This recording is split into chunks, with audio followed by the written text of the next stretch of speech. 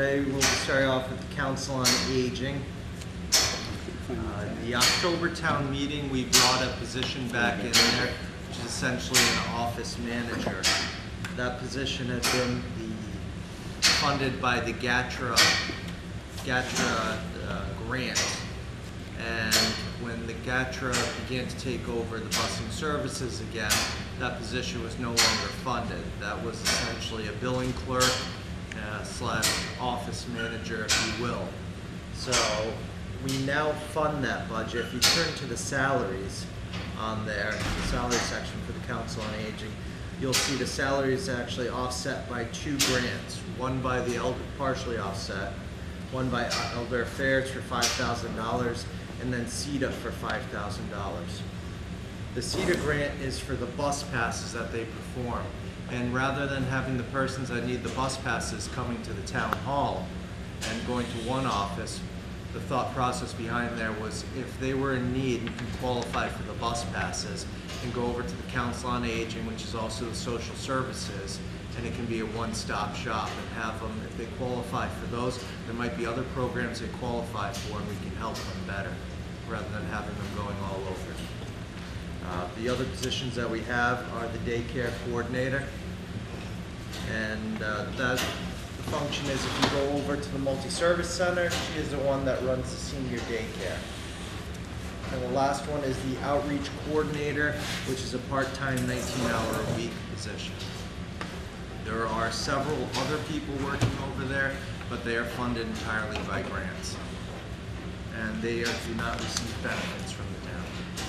Are those grants federal or state? It's tough to do. I'm sorry, are the grants federal or state? They're state grants. Question and observation. So now you have 3 people on this, you do not have the office manager, is that what? We do not have a director. There's no Council on Aging No director. director, okay. If you go to the organizational chart, the director position has not been funded for fiscal 13 or 14. And you'll see there's 4 positions listed here, but only 3 of them are funded out of the town side. So you have the daycare coordinator, the office manager, which would essentially be the new position, and then the outreach coordinator, who also does fuel assistance. Realistically, the office manager position, the thought behind there as well is, besides doing the billing and those functions, is to be the intake coordinator now.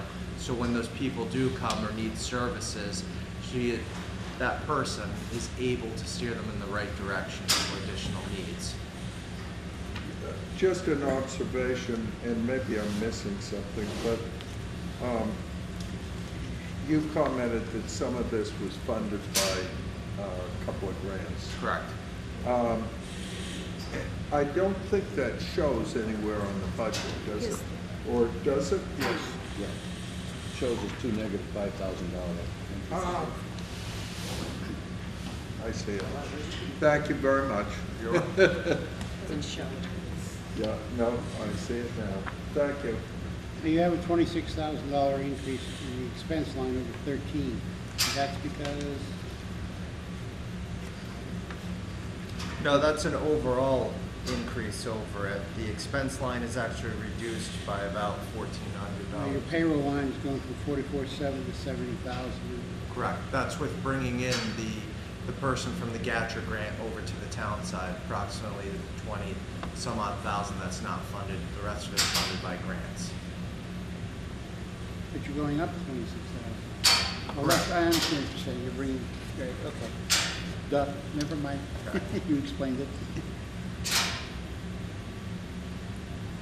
Put it another way, Derek, an $82,000 budget, as Doug MacArthur said when he sent Eisenhower over to talk to the Congress about the defense budget in the early 30s, it was so inconsequential it didn't matter. This is a pretty small budget. It is a small budget, and they do receive some additional grant funding, as I said, to do other activities, but on a social level, it's a shame that this is such a small budget. But it does a lot. What aren't we doing? We probably could have more activities for the senior daycare. We do have the food pantry over there that realistically it's open, I believe, twice a month on there. So you could have more activities with that. It needs to be, we've got some pretty dedicated people over there. We've got some outside sources that are dedicated for it, but we don't have the funding to really make it a true council on aging and senior daycare. If you go in there on any other day than Thursday, which is the bingo day, it's a small group of people, and we have people that are going to other communities rather than going to the Wareham daycare, going to Bourne or Marion out there. So that there's a shame that they don't feel they can go to their own. And as far as professional referral services there, to actually give concrete help to seniors with regard to items like estate planning, tax services, fiscal services that they may need, because I frequently get asked that, just, where do I go? Do we have those facilities available? Do we have that expertise available in our office? They're able to steer people in certain directions. We haven't had, I don't believe we've had people coming in to provide those, but that's some of the aspects that we've been missing over the last few years. What we would all love to see is that more people are coming into there. So if you start offering these services and such, and we have a good atmosphere, I should say, without a lot of change and turnover, I think that's one of the key things that we could have.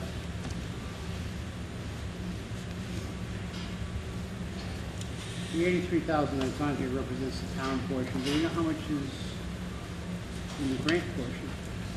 So we know how much in total we are spending. I think there's, I'm trying to think, there's about 4 other positions that are paid through grants, which if I gave and these are pure estimates on there, so I'd reference roughly 80,000 or so just in salary. So we're paying about half. Yep. Are there also other monies available for the activities instead of by grant? The Office of Elder Affairs, we get an automatic grant of roughly $37,000 each year. There's and I'm probably not giving the right kudos to some of the groups that are giving us money, so I'll say the names incorrectly. Is there a way to put something together where we show everything so people understand that it's not just 80,000, that yeah, that's our share, right? But there is more being spent than just that amount. I think last year we put together the whole chart of who's in there and what they're doing Besides just the paid employees, and we can give them a value because you give either grant dollar, what they're being paid, or you can even give volunteerism a value. I'm looking for like, even, we have a GATRA amount as well, right?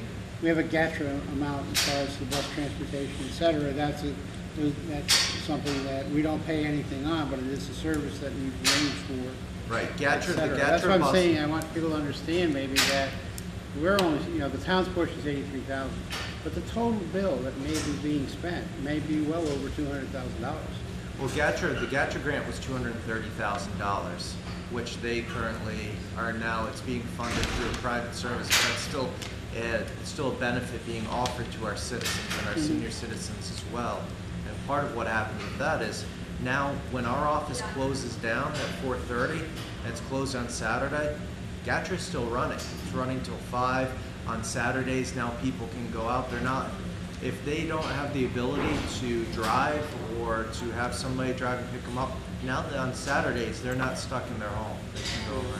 My concern is that people look at the 80,000 and think they're doing, that nothing's really happening, except for those people who actually have the services and need the services. I agree with you, it should probably be more, because the services are things that aren't happening. All right, but looking at the 80,000, I think is an unfair judgment of what the town and the state and the volunteers are doing. Yeah, just as well with the Elder Affairs. on there, and then you see the CETA. If we added that to there, we're talking an extra $42,000. So there's 122. With the GATRA grant on top of that, you're now at about $350,000. That's why I think it's important for people to know. And this is our court. Fortunately, other people have stepped up to the bar, as they would say, but we're doing our share, but in total, we're ensuring that that other stuff's happening as well. Right, we're I lucky think we get to. very little credit for that. I don't know if other members feel that way.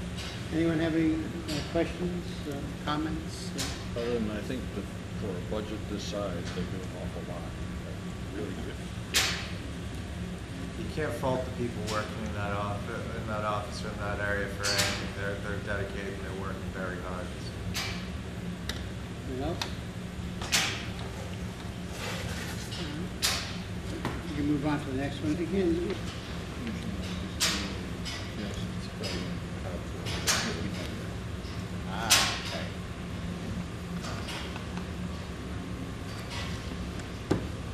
start with planning. Hi. Good morning, John. How are you? Good. We're waiting. Bated breath. Okay. The budget you see, the salary line items have gone up a little bit for two reasons. The main reason is that my position, the town planner's position, the union recently reached an agreement with the town to have the town planner's position be part of the union and therefore inserted into the matrix of the personnel policy plan. So as such, the step and the grade that the position was placed at and the salary it was placed at necessitated an increase in the salary line item for the overall department.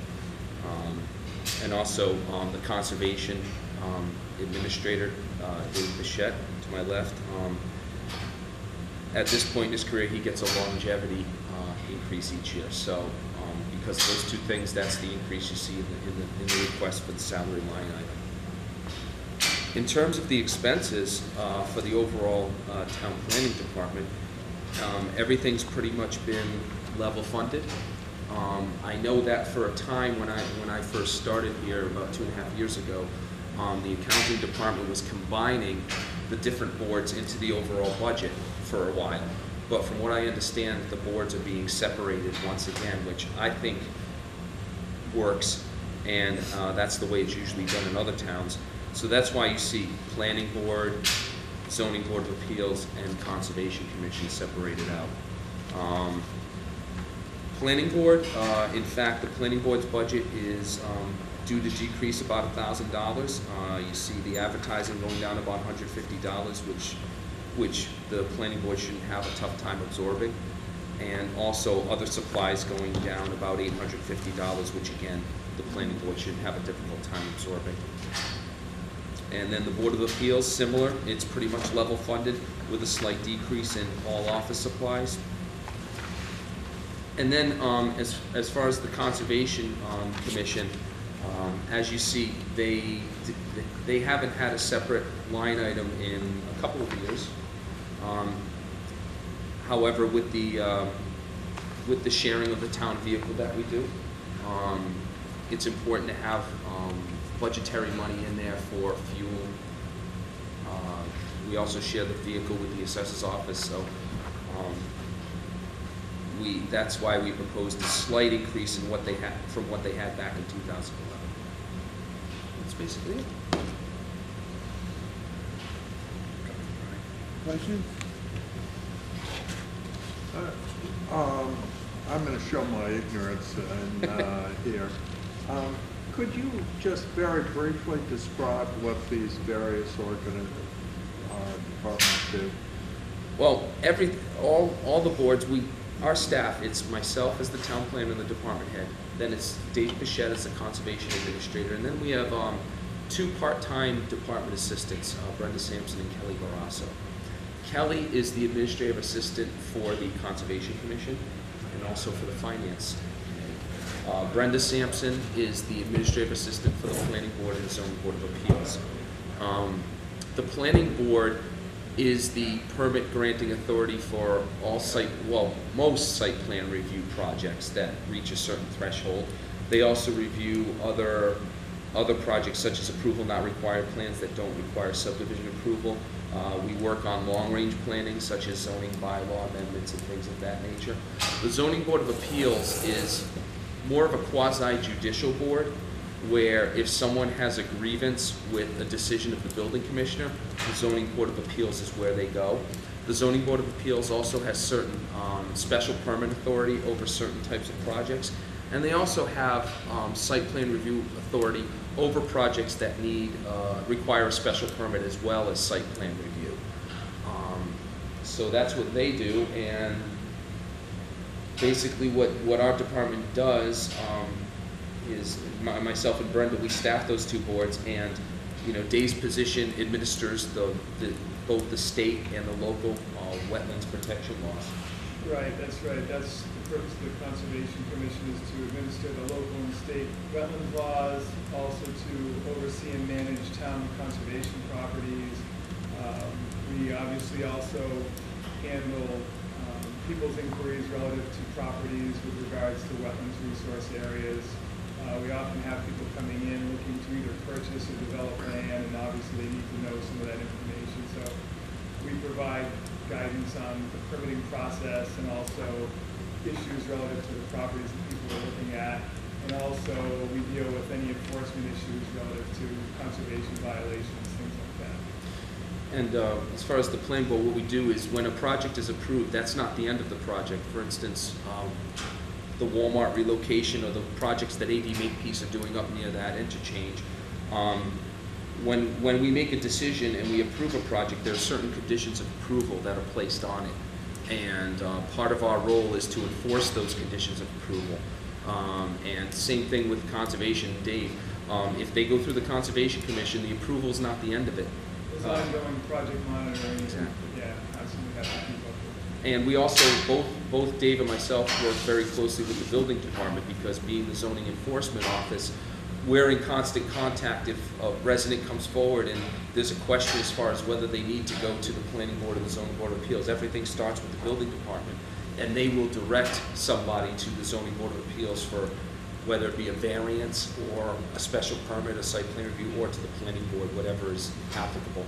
So there's a lot of coordination, and obviously with all these changes to the flood maps, that adds another layer of coordination between the building department and people coming to our department, especially conservation, where Dave's deals with the wetlands and the coastal areas and the riverfront areas.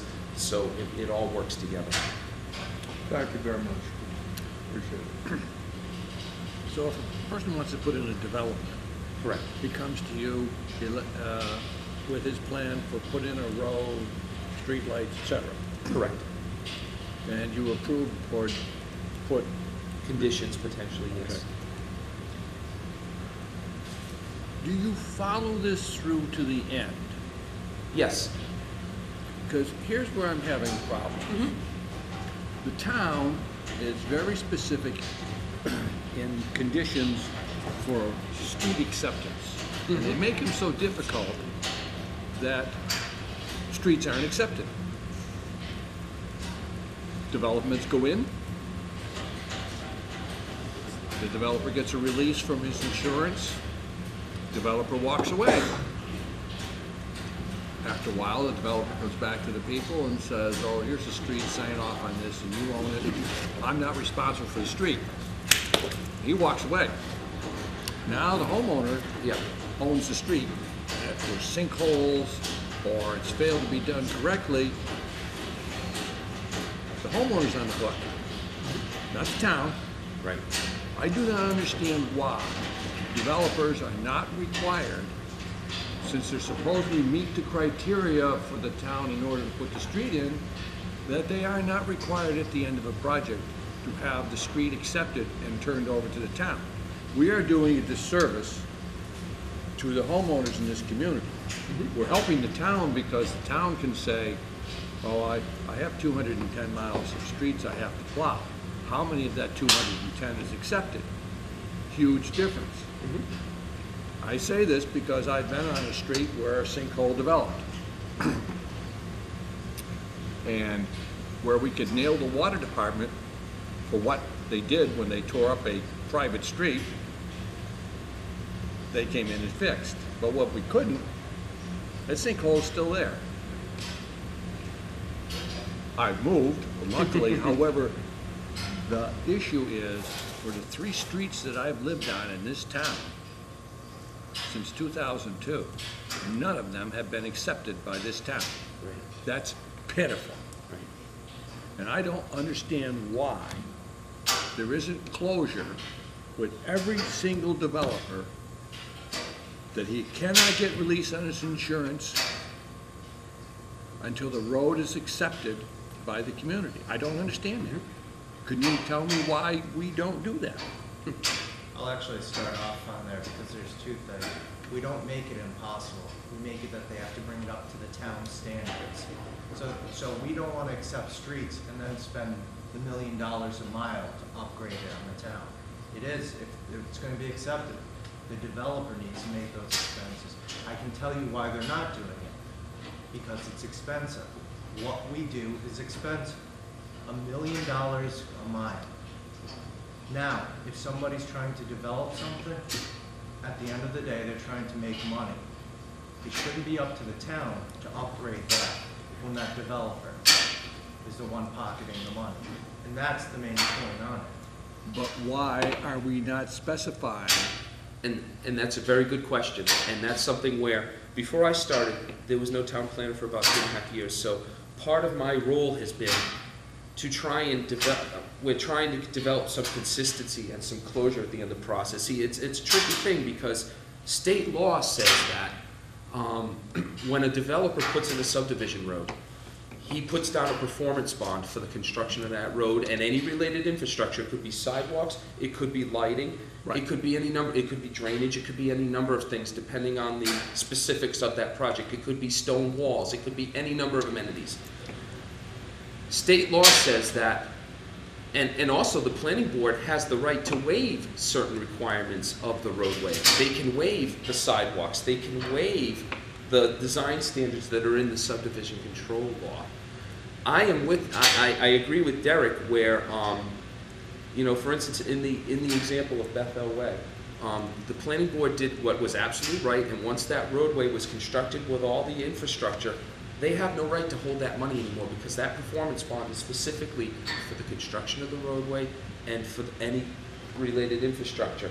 Now, if the developer or the homeowners association, whatever the case may be, wants to come back to the town for acceptance, that's their choice. Now, there are some instances where there are so many waivers put on the road that the road is so far below town standards that there can be conditions put on that the roadway shall permanently remain private because of the fact that there were so many waivers granted for that roadway. So it's one of those things where the argument I got into with the developer for Bethel Way was, you know, well, I want the town to pay for my roadway to be accepted. Well, wait a second. We held your money until the roadway was put in, and legally we can't hold it. So now he's asking us to pay for it when they have a homeowners association. Do you know how much it would have cost the homeowners association to do the engineering to get that roadway accepted? $200 a piece. Now, is that a hardship for the residents to pay $200 a piece to have their road permanently maintained by the town? I don't think so, like Derek said. Maintaining that road is expensive. So why can't the homeowners, with a homeowners association that was recorded and accepted, now he's coming back to the town? Why? You have a homeowners association. This was agreed upon in your decision. Therefore, the homeowners, all they would have to do is, I think, $200 to $250 a piece to have that roadway accepted, yet they didn't want to do it. Where I'm sitting, it was a $500 bill. And if we're putting in roads and they're not meeting the town specifications, then what we're saying is, yes, I want your tax money, but then you have to figure out how to get your street accepted. I don't think that that's See, fair. there's the rub, though, because what the way I see it is the planning board is trying to be a little bit flexible with these developers. These developers come in, and maybe they can't meet all of the subdivision design standards, but they can meet most of them. Therefore, the town is in a very awkward position because if we hold their feet to the fire, so to speak, then we're not being development friendly. So sometimes it's a no-win situation for the town. If we hold the developer's feet to the fire 100%, then we're not being developer friendly, we're not being business friendly. But if we grant a few waivers to get the project done, then we're being told, well, you're letting these developers go. So it's not a very simple solution. I would turn that around and say, oh, okay, take care of the developer, but I'm a resident. I understand. And I'm not being taken care of. I understand. David, we've had this conversation before, we will never be satisfied about it, but respectfully, I would say, well, first of all, it's easy, we can blame the developers because they're not here and they're not a part of this conversation, so we can make them the bad guys. But there's obviously a disconnect between the developer and my role in this process, which would be as the attorney's office that represents the buyers who aren't making this very clear. I mean, that is one of the things that we point out when someone buys a property in a subdivision That's a with very a good private point. road, that we have title insurance that covers this, but we try to make sure that they understand that so that you're not coming back later on and claiming, I didn't know. That's an an it's a excellent legal point. That's a issue. big problem because a lot of homeowners that buy in these newer subdivisions have no idea that there may be conservation land as part of their property or wetlands on their property, and they go and they start doing clearing, they start doing yard You may work. not build beyond this spot. Exactly. Your house is situated here, there's a boundary, there's a protected boundary, and I think that's laziness in that industry as That well. is a big People aren't problem. It is. seeing that. So a lot of the homeowners are not being made aware of the restrictions on their property or even Especially the if you're rights not- they have. Especially if you're not buying into the subdivision when it's first developed. If you're Correct. buying later, that becomes So an the issue. planning board, I'm working with the planning board, we're gonna be looking at our subdivision rules and regulations as far as, okay, what do we do going forward? Because do we make it a cut and dry situation where, you know what? Nope, if you're gonna put in a subdivision, you have to have your roadway totally built, 100% built. There aren't gonna be any partial releases anymore. So we're trying to eliminate the ambiguities, and you know, so I can't go back and solve, and Derek can't go back and solve what's already in place. The best we can do is try and take care of these things and move forward. And if there's one thing I just want to say, it's not Wareham. Town of Sandwich has not Yes. accepted a road in over a dozen years. Right. This is the first town I've lived in that they don't accept roads. Dave, you lived places that had dirt roads, didn't it? There's nothing wrong with dirt roads. I mean, you know, shoot a deer out of your bedroom window, have the wife spring it up in the garage, gut it, and You thought you were By the going end to of the day. civilization. But Dave, your point is very well taken. This is an issue. It's a very complicated issue. And actually piggybacking on that issue, and I don't know if we've seen results yet, one of the problems that we had, we incurred some significant legal bills as a result of not having a town planner or not having anyone really awake at the wheel. When these developers and builders came in, a lot of our legal expenses were homeowners, developers, in zoning and planning. Do we see a decrease in that? I guess we can't tell because we probably see a decrease in permitting and activity because of the economy. But can you give us some good news on this front? Some good news. Well, to tell you the truth, let me just tell you a story from my first day on the job. I had a planning board meeting that same night. Now, I sit down and I look at my agenda. I sit down at the meeting, I look at my agenda, and I see that there's an engineer coming in with an approval not required plan, which means subdivision approval is not required because he wants to create a lot on an accepted way with the proper frontage and lot size. And I'm looking at it and I'm saying, I'm panicking because I'm like, did I miss something? Did I not review this application? This is the first town I've ever worked in where developers were allowed to walk in fresh to a planning board meeting, put a plan on the desk and have the planning board approve it without even having it reviewed. So that's been a struggle of mine. I looked at George Barrett, the planning board chair, and I said, George, I said, how can you guys do this? You're not even going through the checklist to make sure that the application is complete. I said, this is the first time I've ever seen that's done that. So I've had to basically start from scratch to implement policies and procedures where, with no town planner for 2.5 years, developers got used to calling up the chair people and saying, hey, I want to be put on an agenda. And then I look at the agenda, I'm like, how'd this person get on here? And then I'm only here 3 days a week, so I found that developers were doing a lot of things on the days I was not here.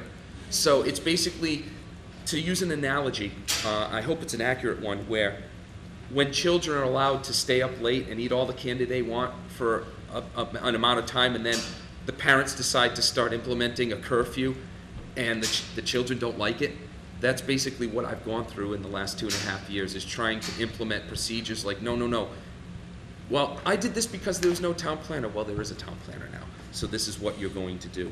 And Derek can speak to it because he worked for a time under Mark Andrews, you know, before he took his current position, where the 53G funds, these peer review accounts where developers will put money in escrow to pay engineering peer reviewers. There was a lack of oversight for a period of time before I started. It has taken over 2 years to finally come to some closure on those accounts because they were reimbursed out of the wrong account, out of the general fund instead of the proper account, or out of the performance bond account rather than the 53G account. So a lot of my time has been spent going back and investigating previous things as well as trying to move things forward. And we're finally getting to the point after 2.5 years that I've been here where we're catching up on the previous stuff and we're able to start moving forward. So this is something that I know Mike Fitzgerald on the planning board, who also works in the private sector as a developer, he's very animate about, no, I do not like partial releases on subdivisions. Do what you need to do and then come to us. You know, we're not going to release a one lot here, one lot there. The town isn't in the real estate business. You know, so there is an effort on the planning board to really start to tighten things up and to get that closure. So I do see progress being made. And then just with regard to funding on this, I see you have a line item, from Board of Appeals, $3,500 for advertising. Mm-hmm. I know that we have to advertise all the hearings. Mm-hmm. Do we make our applicants pay the advertising fee? Most of the time, yes. Most of the time, that's the applicant's responsibility. I know there are some instances. There are some instances where the board does have to flip the cost. You know, $3,500 for advertising. That probably can be excessive. I can't tell you. It's tough for me to say off the top of my head. Because it's reimbursed out of projects that come along later on. Correct. Yeah, most of the time the applicant gives us the advertising fee. They present us with 3 checks, one for the application fee, one for the abutters notifications that have to go out, and one for the advertisement for Wareham. Wait, we bring you stamped envelopes. Yeah. Postage paid, Exactly. come on, everything we can do to help. Yeah, so that's one area where I can honestly look at these budgets and say, $3,500, we probably don't come close to that. So I you know, in all full disclosure, I would say $3,500 is excessive for that. It will be cut immediately. What's that? I found us some money, guys. I know. I'd love to sit here and tell you, no, we need every penny of that $3,500, but you know, I'm not Lance Armstrong. I'm sorry. I think you're one of the departments. Yes, we use part of that for posting advertisements for town meetings and things like that. So that probably could be reduced significantly and be absorbed. I think we have your department, we just was the copier one. You're another department that we just got the copier, we canceled out the contract. I proposed that, but you put that in, Derek. No, because I know. I think it was before the holidays. I started to hear things from my staff, from Brenda and from Kelly, that Derek was starting to look into the different leases in the various office equipment, in the various copiers, scanners, fax machines, and so when Derek asked us to go through the exercise of plus or minus 2% on our budget, obviously with our salaries going up a little bit. Because the situation I described with the union, that 2% would have to come out of expenses. So I know in our office we have our own copier, scanner, fax machine, but we also have one right next door in the mailroom to us, and there's one across the hall in the accounting department. So I remember approaching Derek with my draft budget and saying, listen, Derek, this $1,800 for our lease on this machine, if I had to choose one line item that is expendable, that is one that is expendable, because we have a copy machine right in the mailroom, probably 10 feet from Brenda's desk, 15 feet from Brenda's desk. So that's something where I support Derek's thought about consolidating office equipment like that. How has the formation of a board of road commissioners impacted your position? It's impacted it quite a bit.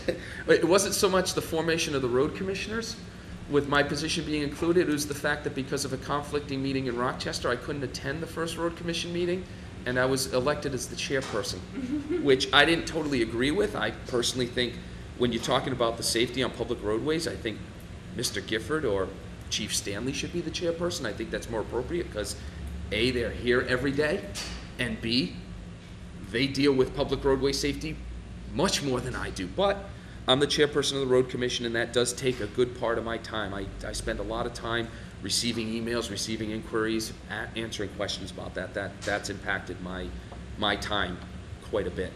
Has it impacted your ability on a part-time basis? Absolutely, it's impacted my ability on a part-time basis because, like I said, it's yet when you split time between two towns, it's a wonderful situation for the two towns because the towns save money. It's very difficult. It's very stressful on the person in the position because you really don't have two part-time jobs. You have two full-time jobs because now the Board of Selectmen wonder why on a Tuesday night I can't attend their meetings. Well, I have planning board meetings in Rochester twice a month on Tuesday nights. Or, Rochester wonders, well, why can't you attend our town meeting? Well, I have town meeting in Wareham during the same week. So it's a juggling act, definitely. And it's taken a lot longer to implement things that I wanted to implement because I'm not here every day. Because I would see things delivered and things happening on my days I'm not here. So it has been a challenge. It has been a definite challenge. And being appointed to the road commissioners, the Wind Energy Review Committee, when that was active, I'm sure when the town decides to activate a committee to develop a new wind turbine bylaw, I'll probably be on that committee. I'm also on the Land Donation Task Force. I was on the Signed Bylaw Rewrite Committee, so there are a lot of hats that my position wears. What involvement do you have in initiating economic development? Most planning directors are, that's Well, part of their I'm not a job. planning director. I'm a town planner. My title Well, is I'm sorry, town planners. The town planners have. I do play a role. Remember.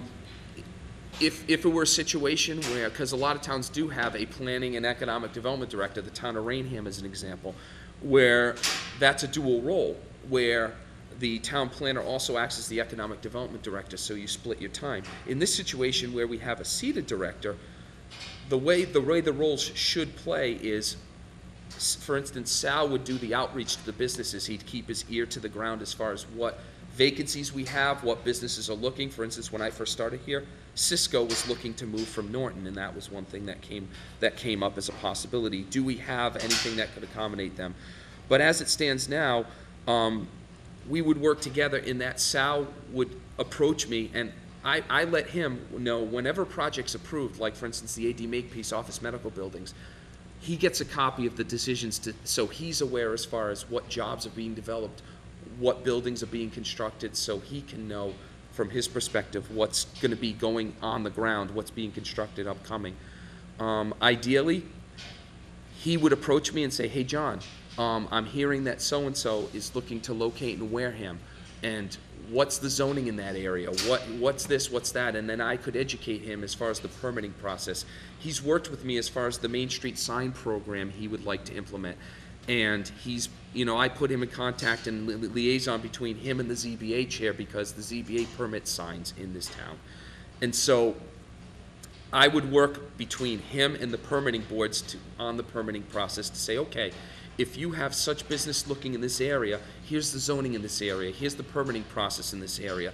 And I could meet with him and the developer could tell us what issues he has. And then I could, speak to the planning board chair, the ZBA chair to say, hey, here's what we have potentially coming down the line. What do you think about this?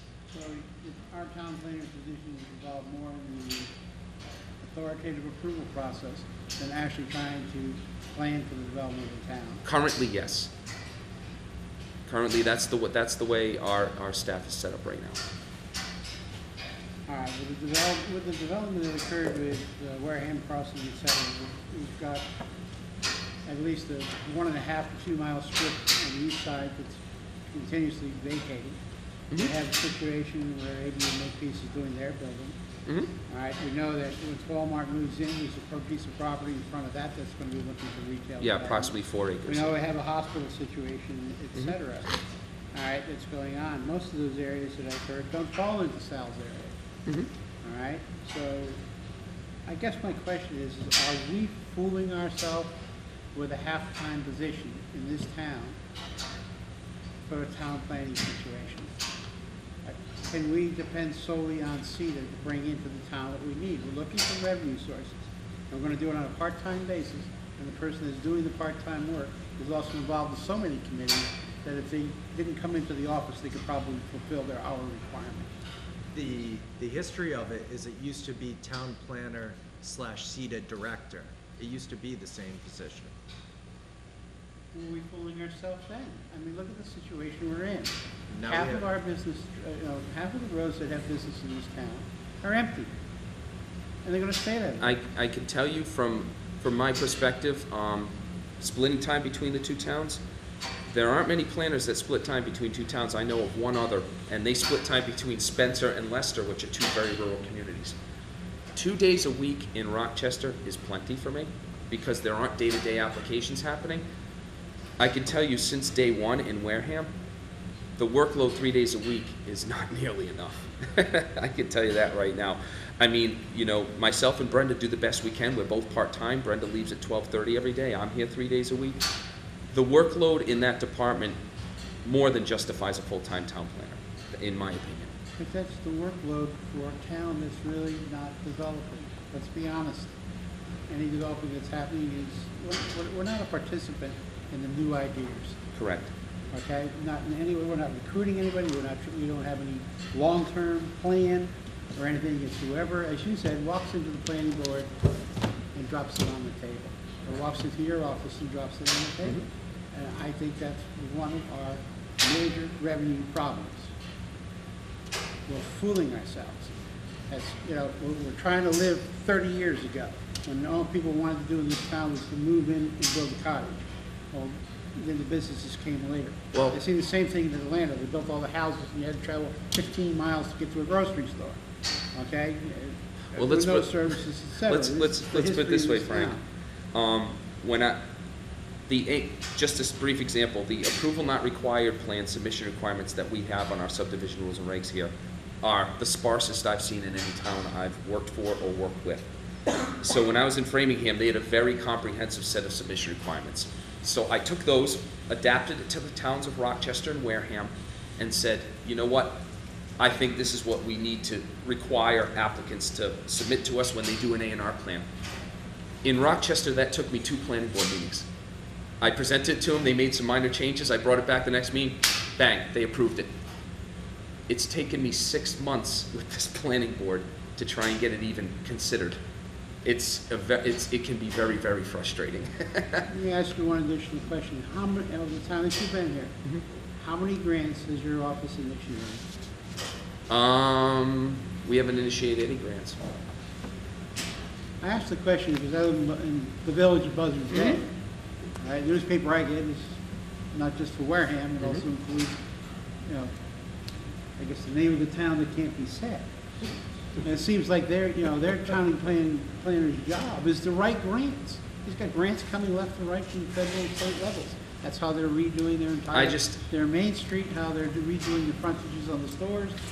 I just actually did a grant in the town of Rochester where we're doing a village center overlay district, and we actually got a $15,000 grant from the South Coast Rail program to team with Serpent to use their visioning software to do architectural renderings on the computer to show people what the development's going to look like. But that's what you can do when you have time to do it. I'm guilty of being a Dave Trudell on a different subject. I get up. Right. Proud of you, Frank. Yeah, well, I'm looking at it from Believe me, Frank, I'm looking at, we want to I'm develop. with you. Frank, your point is well taken, but I think you're addressing the wrong party here. Pardon me. I think I'm addressing the right part. Let's put it this way, when I know from day one when I started, both Mr. Slavin and Mr. Holmes have been two people. I just mentioned them because they've personally told me this. They said this position should be full-time. It's always been full-time. It never should have been cut to part-time. But I have no control over that. I work the hours that I was hired to work. And should this position be full-time? Absolutely. It should have never been part-time. So I do everything I can in the hours that I have. All right, that was my point. I'm not trying to criticize you personally. Oh, I realize that, Frank. I'm Yeah. looking at the situation, and we spent all day yesterday, and we'll spend the rest of the day talking about we have a need for revenues. Right. And the question is, what are we doing about it? Right. All right. Sal's part of the picture, but from what I've seen, town planning is supposed to be part of the picture Yes, as well. absolutely. And the question is, are we going to make an investment That All right, being said- somewhere that's gonna start doing the development. Unfortunately- How are we gonna fill the empty building? Unfortunately, what happens in a lot of towns, and I'm sorry to cut you short. What happens in a lot of towns, and it's not just Wareham, is when fiscal times become tough, where are the first departments that towns look to cut? Planning, conservation, things of that nature. You know, unfortunately, those are the departments that. But unfortunately, those departments are a very, very small piece of the pie budget-wise. So I think towns can be short-sighted, and they look for the low-hanging fruit, but that's not always the best strategy. The problem is, they're a small piece of the pie on the expenditure side, but they can be a huge piece of pie Exactly. on the revenue side. Exactly. And that's We can what be. gets lost. Exactly. Yep, you're absolutely right. All right, we've actually run over by 5 minutes, so. Okay. Wait, I didn't get to finish Oh, my sorry. comments, thank you. Sorry. I was just going to say, that being said, and we will have further discussion on our committee about how to look at this, but I would very much thank you for laying the groundwork, because as the economy improves, Wareham is the low-hanging fruit, the cheap place to build, and we know it's going to come back. We need to have protocols in place. To tell you the truth, I love my days in Wareham because I'm so busy, and I like the fast pace and everything. And I would love to be here 5 days a week, to be honest with you, because I think there's a lot to do here. Well, you know, if I could interrupt, if you're sitting around in Rochester looking at the ceiling whistling Dixie, I mean, don't be afraid to have some Wareham work in your future. I tongue-in-cheek, I refer to Rochester as Walnut Grove, because, yeah, it is, because it's a very rural Commission town. emails, you can just. Believe me, there have been times where I have answered phone I'm a calls. firm believer in having other people pay for our work. That's, You're on camera, Peter. I'm sure Richard Cameron, I'd like to Rochester. remind that's you of okay, that. the people in Rochester aren't gonna. I'd have one last question for Yes. you. Your rules and regulations, et cetera, are they online?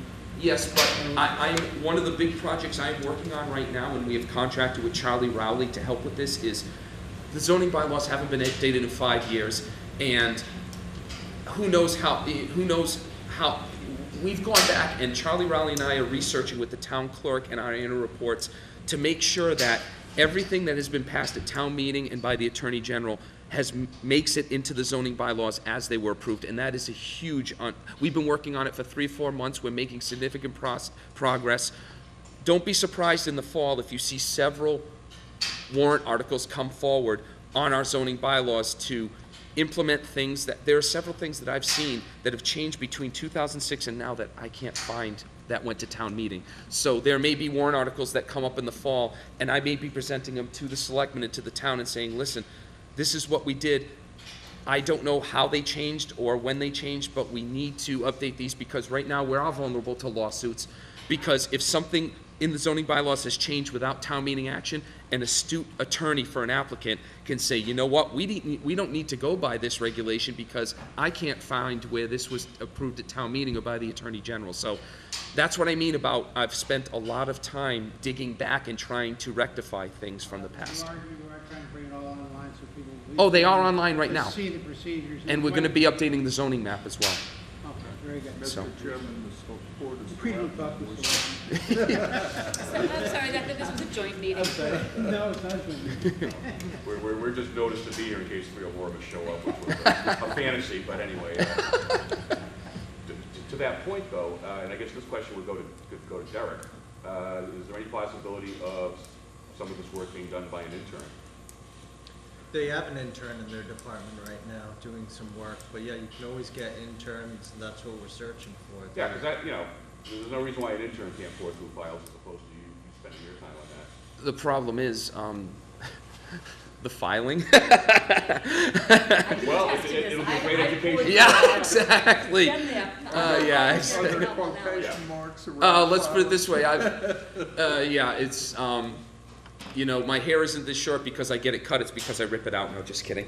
No, but that's been another challenge. Is the filing system has not exactly been, you know, been easy to sift through. So there are some things like, you know, we hired Charlie Rowley because we had the $8,000 that was appropriated a few years ago for the update of the zoning bylaws. So yes, we can use interns for certain things, but there are certain things where I have a meeting set up with Anthony Frangiotis, who was on the planning board for a lot of these things, just to get the background on these and say, okay, Anthony, this is what I'm finding. Can you shed any light on this? And so there are some things that, yes, an intern can do it, but again, you know, I'm here 3 days a week, and they would have to be here when I'm here because they're gonna run into roadblocks that I'm gonna have to help them through, so. We do have a workaholic intern that works for free, and last I talked to her, she plans to be here another year. And Michelle has been very helpful with the 53 Gs and the financial aspect. I think she's split time between us and the town accountant, Derek. She has. She's and excellent. Capital planning Yeah, capital plan is a lot for them. Oh, Yeah. she's been wonderful, but if we did get an intern, it would have to be somebody who would specifically be interested in that government, because Michelle is a whiz fiscally, but I'm not sure she'd be the right type of intern to dig into files with zoning bylaws and things like that. It would have to be a specific type of intern that wants to go into that type of planning. I want to thank you. No, thank you. Ran over 10 minutes. Thank you, Derek. And Marilyn's leaving, Dave, so we can let thank you you. go now. Thank you, Dave. Oh, and by the way, I see Dave Moore's in the background, and I hope the selectmen received my email a couple months ago. I know I could speak for Dave and the rest of the staff in my office that we really enjoy working with Dave. It has been a real educational experience. He's very accessible. You know, we're in contact all the time. He'll come up to my office. I'll go down to his office, ask questions. When he has an applicant come in, he'll say, listen, this is the way I interpret the bylaws. Do you interpret it the same way? So I just want to take this opportunity to say that about Dave because he's excellent. He's really excellent. Good morning. Good morning, gentlemen. My name is David Moore. I'm the interim building commissioner for the town, and I brought along my office assistant, Sandra Sylvia. Sorry, Sandra. Come before you today to present the budget for the department. Basically, we're asking for level funding, but after doing some more research, the budget is going to stay what it is, but just to emphasize the importance of level funding. On my recent vacation, I came through a small town that had just recently run into a big problem with an organization called the Insurance Services Organization, ISO. And what this group does is they set the insurance ratings or your homeowner's insurance policy prices for every town in the country that participates in the organization. For years, this was based mainly on fire protection services. How far do you live from the fire hydrant? Do you have a full-time fire department? Is it a call department and so forth? But after Hurricane Andrew, there was a big emphasis on the quality of inspectional services departments, because they found that many of the houses down in Florida, although they had been inspected or they had valid building permits, they weren't properly built. So there was a big emphasis put on the quality of the inspectional services that were being done when somebody submitted a building permit application. And Wareham has been evaluated, I believe, twice, maybe 3 times since the early 1990s. And the problem that we've run into is that the last evaluation did not go well for the town because of some of the personnel that had been hired by the town. Fortunately for the town of Wareham, that's been corrected. Derek's done a great job in trying to fill the positions with qualified people. But just to show you the impact of that, I'd like to give you a copy of a portion of the report that came out from these folks down in New Jersey. Tells you a little bit about the program and the rating for the town. Every town in Massachusetts has a possible score of 1 to 10, 10 being worst, 1 being best. Now, there are some deficiencies in the state building code that makes it very difficult for a town to receive more than a rating of 3, or higher rating than 3, but those deficiencies usually get corrected. It's because the code is, they use a version of the building, the International Building Code, that's a couple of years old, but they usually work that out. Unfortunately for the town of Wareham, they received a rating of 8, 10 being worst. Now, what that means is, I did some checking the other day with an insurance company, and I asked for a comparison. went back to my hometown where I worked in public service for 38 years. Bridgewater has a rating of 4 out of 10. Wareham has a rating of 8. And on a homeowner's policy, that makes a difference of 17%. So Wareham owners are paying 17% more, roughly, for their both residential and commercial policies. Now, what can we do to correct that? Town of Wareham has to maintain a quality, some certified people in inspection services. We're on the right track. Unfortunately, the rating that we have, it just came out this year, we're stuck with it for the next 5 years. There's nothing we can do about it to change that. However, when they come in to evaluate us again in 5 years, they're going to look at what we've done in the previous 5 years. And as long as we maintain qualified people, and this whole report is 27 pages. I've given a copy to Derek, and hopefully the next building commissioner will work towards improving the shortcomings in all of the areas so that next time Wareham can get right up there with possibly a 3 or a 4 rating. Can we get a copy of that, please? All right, I distributed it to all of the finance committee. If we can do it electronically, that would be great. Scan it. Yes, that would be, and I'll distribute it out to you. I'll see that he has it. Pardon? I'll see that he has it. I have it already on my computer, and I can just send it over. That would be great. So. Now, does the board have any specific questions? I don't have a breakdown of your salary. I apologize, for some reason that one didn't get into the book there, but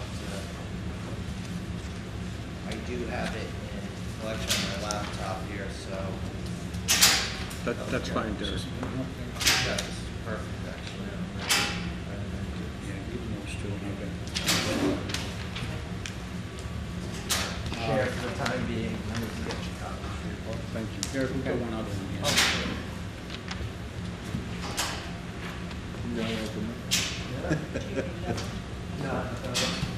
Yeah, I'd like to do one after. Thanks.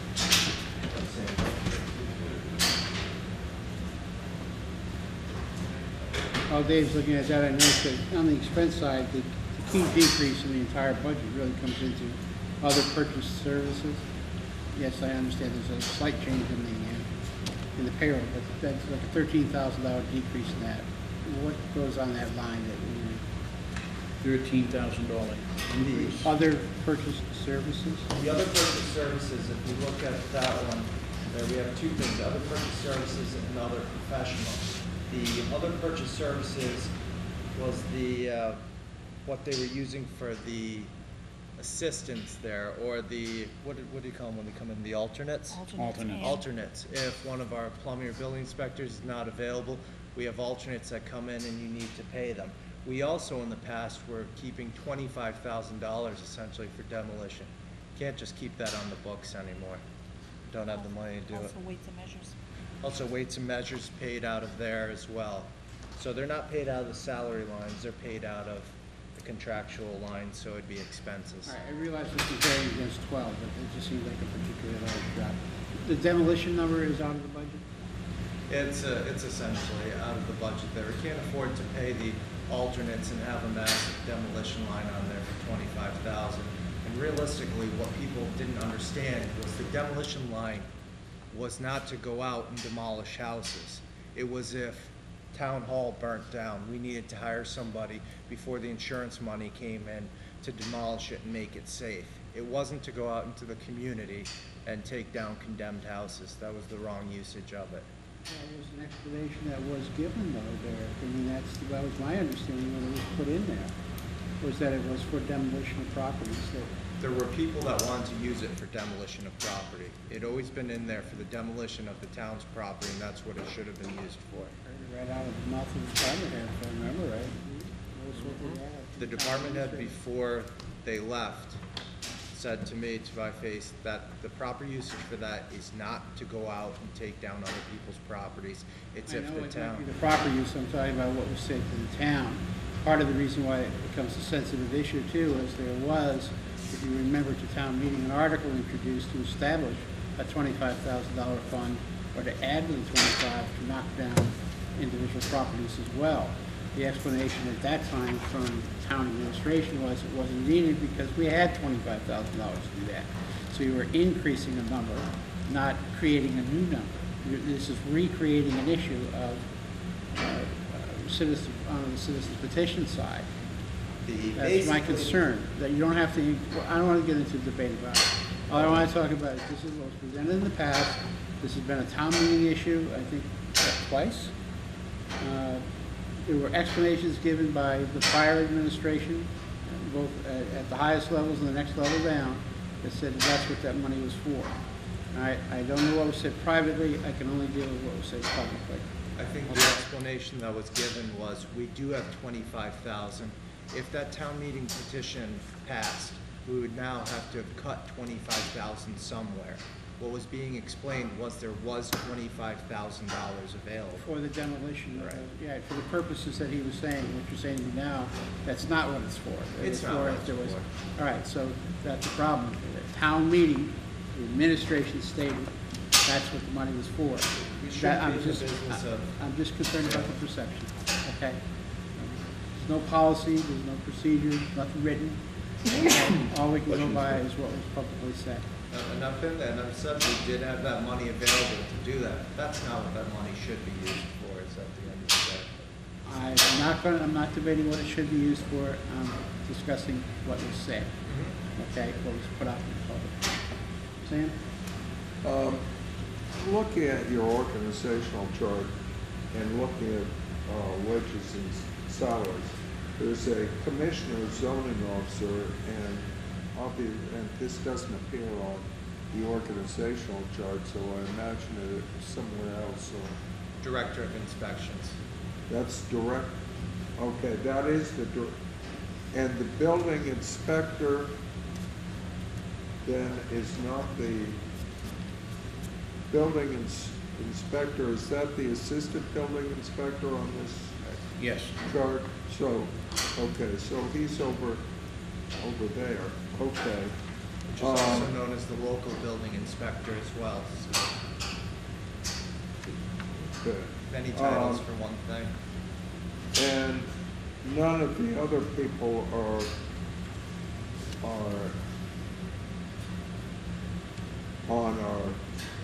in our employ. The department assistant 4 is a full-time employee. Department assistant 4, yes, but the assistant plumbing and the assistant electrical, the alternate electrical and the alternate plumbing, these people do not exist, am I correct? The plumbing and gas inspector, I believe, is a 25-hour position. Right, but none of the assistants, I'm just looking at the organization. Correct, that's Right. the...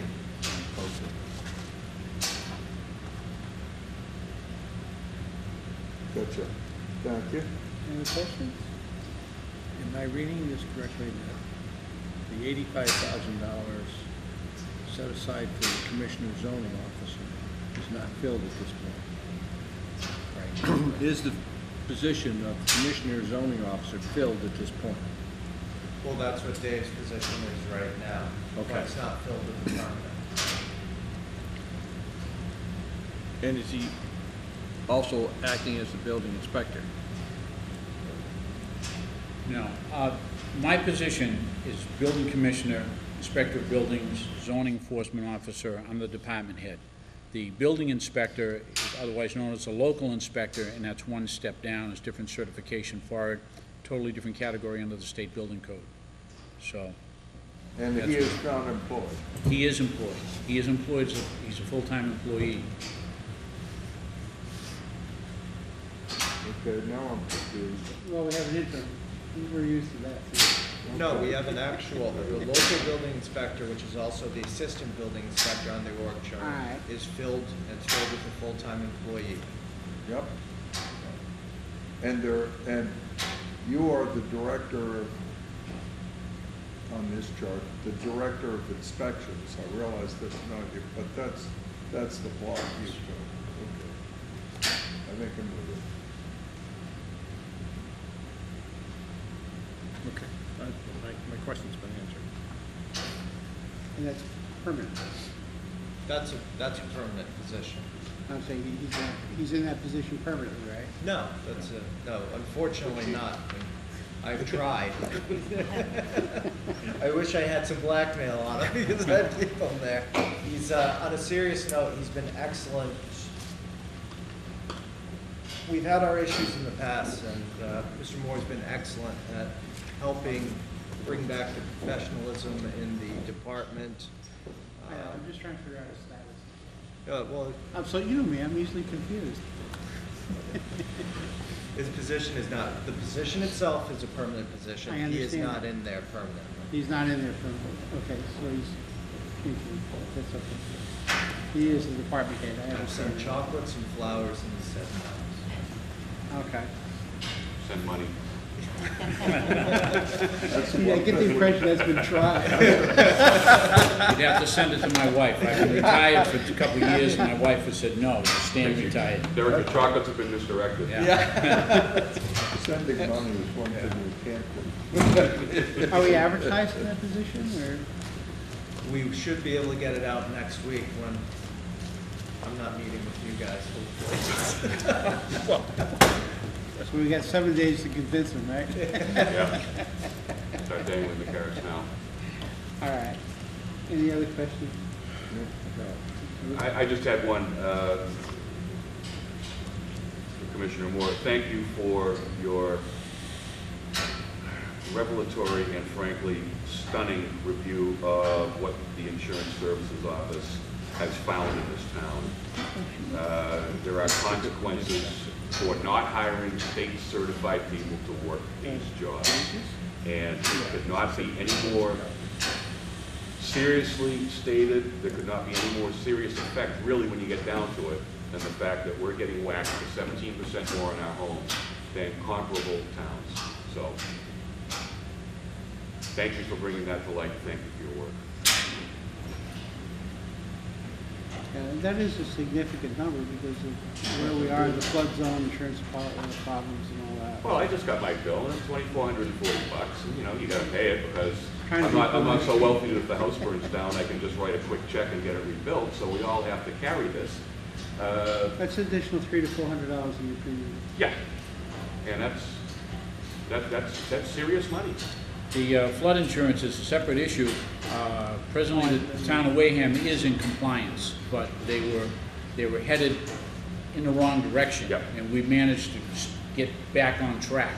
But there are over 2,000 flood insurance policies in town, and if we had been placed on probation, there would have been an additional surcharge on everybody's flood Yep. insurance. But we're back on track. We're going in the right direction. So try to Well, keep. thank you for working on that. I know that's not something that really hits the public radar very often, but I know there's a lot of work in the background on Yeah. that. Thank There's you. also, there are a large number of people though in this town that don't have flood insurance. Right. They still have to pay the property because of where we are, right? There's not a lot of competition. There is no competition for insurance. If you're telling me that premium is being impacted by 17%, that's significant for everybody in the town. It is. Because it's just, and that agency is charging every penny they could possibly get. So this is impacting us. We just didn't know it until today. Thank you very much. I would suggest that the board of selectmen put this on their agenda at some point. And- Yeah, I think and- it and should let- get and out let- to the public to let that the people public should know about this. So going forward, I think it should be done before town meeting too, so that people understand what the cost, the unintended consequences of some of these cuts. and frankly, some prior hirings. Yeah, well, I don't want to get into that. Well, I'm saying but- our future hirings are what I'm concerned about. Well, that's just it. And again, there's a reason for state certification being essentially required for these. You can fool around with the provisional designation, you can fool around with the 18-month rule all you want, but it hurts you in the end. Well, the key is what he said, that we cannot impact the past. No. We can only impact. We what's can learn gonna from it, happen hopefully. Well, we can impact what's going to happen 5 years from now when they come back, but that Yeah. has to start now. It's like the And it's same- unfortunate there's no appeals process either. It's like the So- same process that you go through with workers' comp. It's always the history that kills you. Another You thing can't change it. we've done to try to improve the picture a little bit, working with Derek, we've recently increased brought the fees up to neighboring towns. So we should be able to generate a little bit more revenue. In fiscal 2012, we generated well in excess of our budget. And with the increase in fees, we expect to be doing that again. So we try to pay for ourselves. Again, thank you for your work and professionalizing the office. It's been a challenge, but it's been very, very rewarding. You got a great bunch of people working here in town hall. They've all been excellent cooperation, good people. Thank you. And for Sandy, this was a reflection on you from the past. We know how hard you've been working Oh, yes. on everything. Oh, yes. Appreciate what you always let me know, and I appreciate Definitely. everything. It's really a pleasure to work with David. Thank you. It really is. I wish we could keep him. I'd go one step further on this premium note. If we estimated that the average increase in the premium was $200, 10,000 properties, we're talking $200,000 a year that the town, that the residents of the town are paying in addition on their insurance premiums. Over the 5 years. 10,000 properties times 200? 2 million. Yeah, go up. 2 Go up a million. decimal, you're off a decimal. I'm off with that. Oh, my God, I'm supposed to, didn't have my calculator. All right, 2 million. Well, I sure do know that $2 million could be used. Yeah. Okay. Yeah, I and- think we could all think of better places to use it than writing it into our insurance checks. So you might say that some of our cuts from the past were actions that we have squandered. And multiply that times 5 years too, because that's the next That's review. right. So now it's a $10 million problem We have squandered. because of one piece of paper, basically. Thanks for the good news. Thank you. But at least I want to thank you because it also gives us some direction going forward. As you said, there is a 5-year period that we have to influence. And it sounds to me like that needs to start today. Well, I think we've already started. All right. I'm hoping since we can't seem to entice you into the position, that over time you'll at least be able to assist us in a lot of ways. If I can help you with the Board of Selectmen, Derek, members of the commission, I'd be more than happy to do that. Thank you very much. He's helped with the posting as well. So putting the posting together for the new building commissioner that we'd have out there, and I'm hoping when we have the applicants, he will help review them. Excellent. And well, it was very appreciated if that could be the case. Now I have it on Tough camera, position so to he be can't put in, back You said hope. Yeah. I'll It's provide gonna be the mirror, stronger, I'll it's gonna provide be the mirror for you if you want, so you can interview yourself. All right, thank you very much. Okay. Little cool out there. Good morning. Good morning. We're here to discuss your budget. Yes, sir. Do we have any idea when the special election will be for senator? Actually, I had a gentleman in my office the other day to come and service my machines. Right. And he said that he heard a really random rumor that they're looking at the week of July 4th. So that is in next year's budget then? It would be next year's budget, if Okay, that's, that was my if that's a curiosity. true rumor. Whether it was gonna fall on this year, or will it fall into next year? Right, but hopefully it'll be the following year. Because you're not really scheduled for an election this year, are you? Just the annual. This is my Just- off just- year. Yeah, this is your off year, but it sounds like now it's not going to be just an No, off it's not year. gonna be, unfortunately, but it's the way it works, so, we'll see.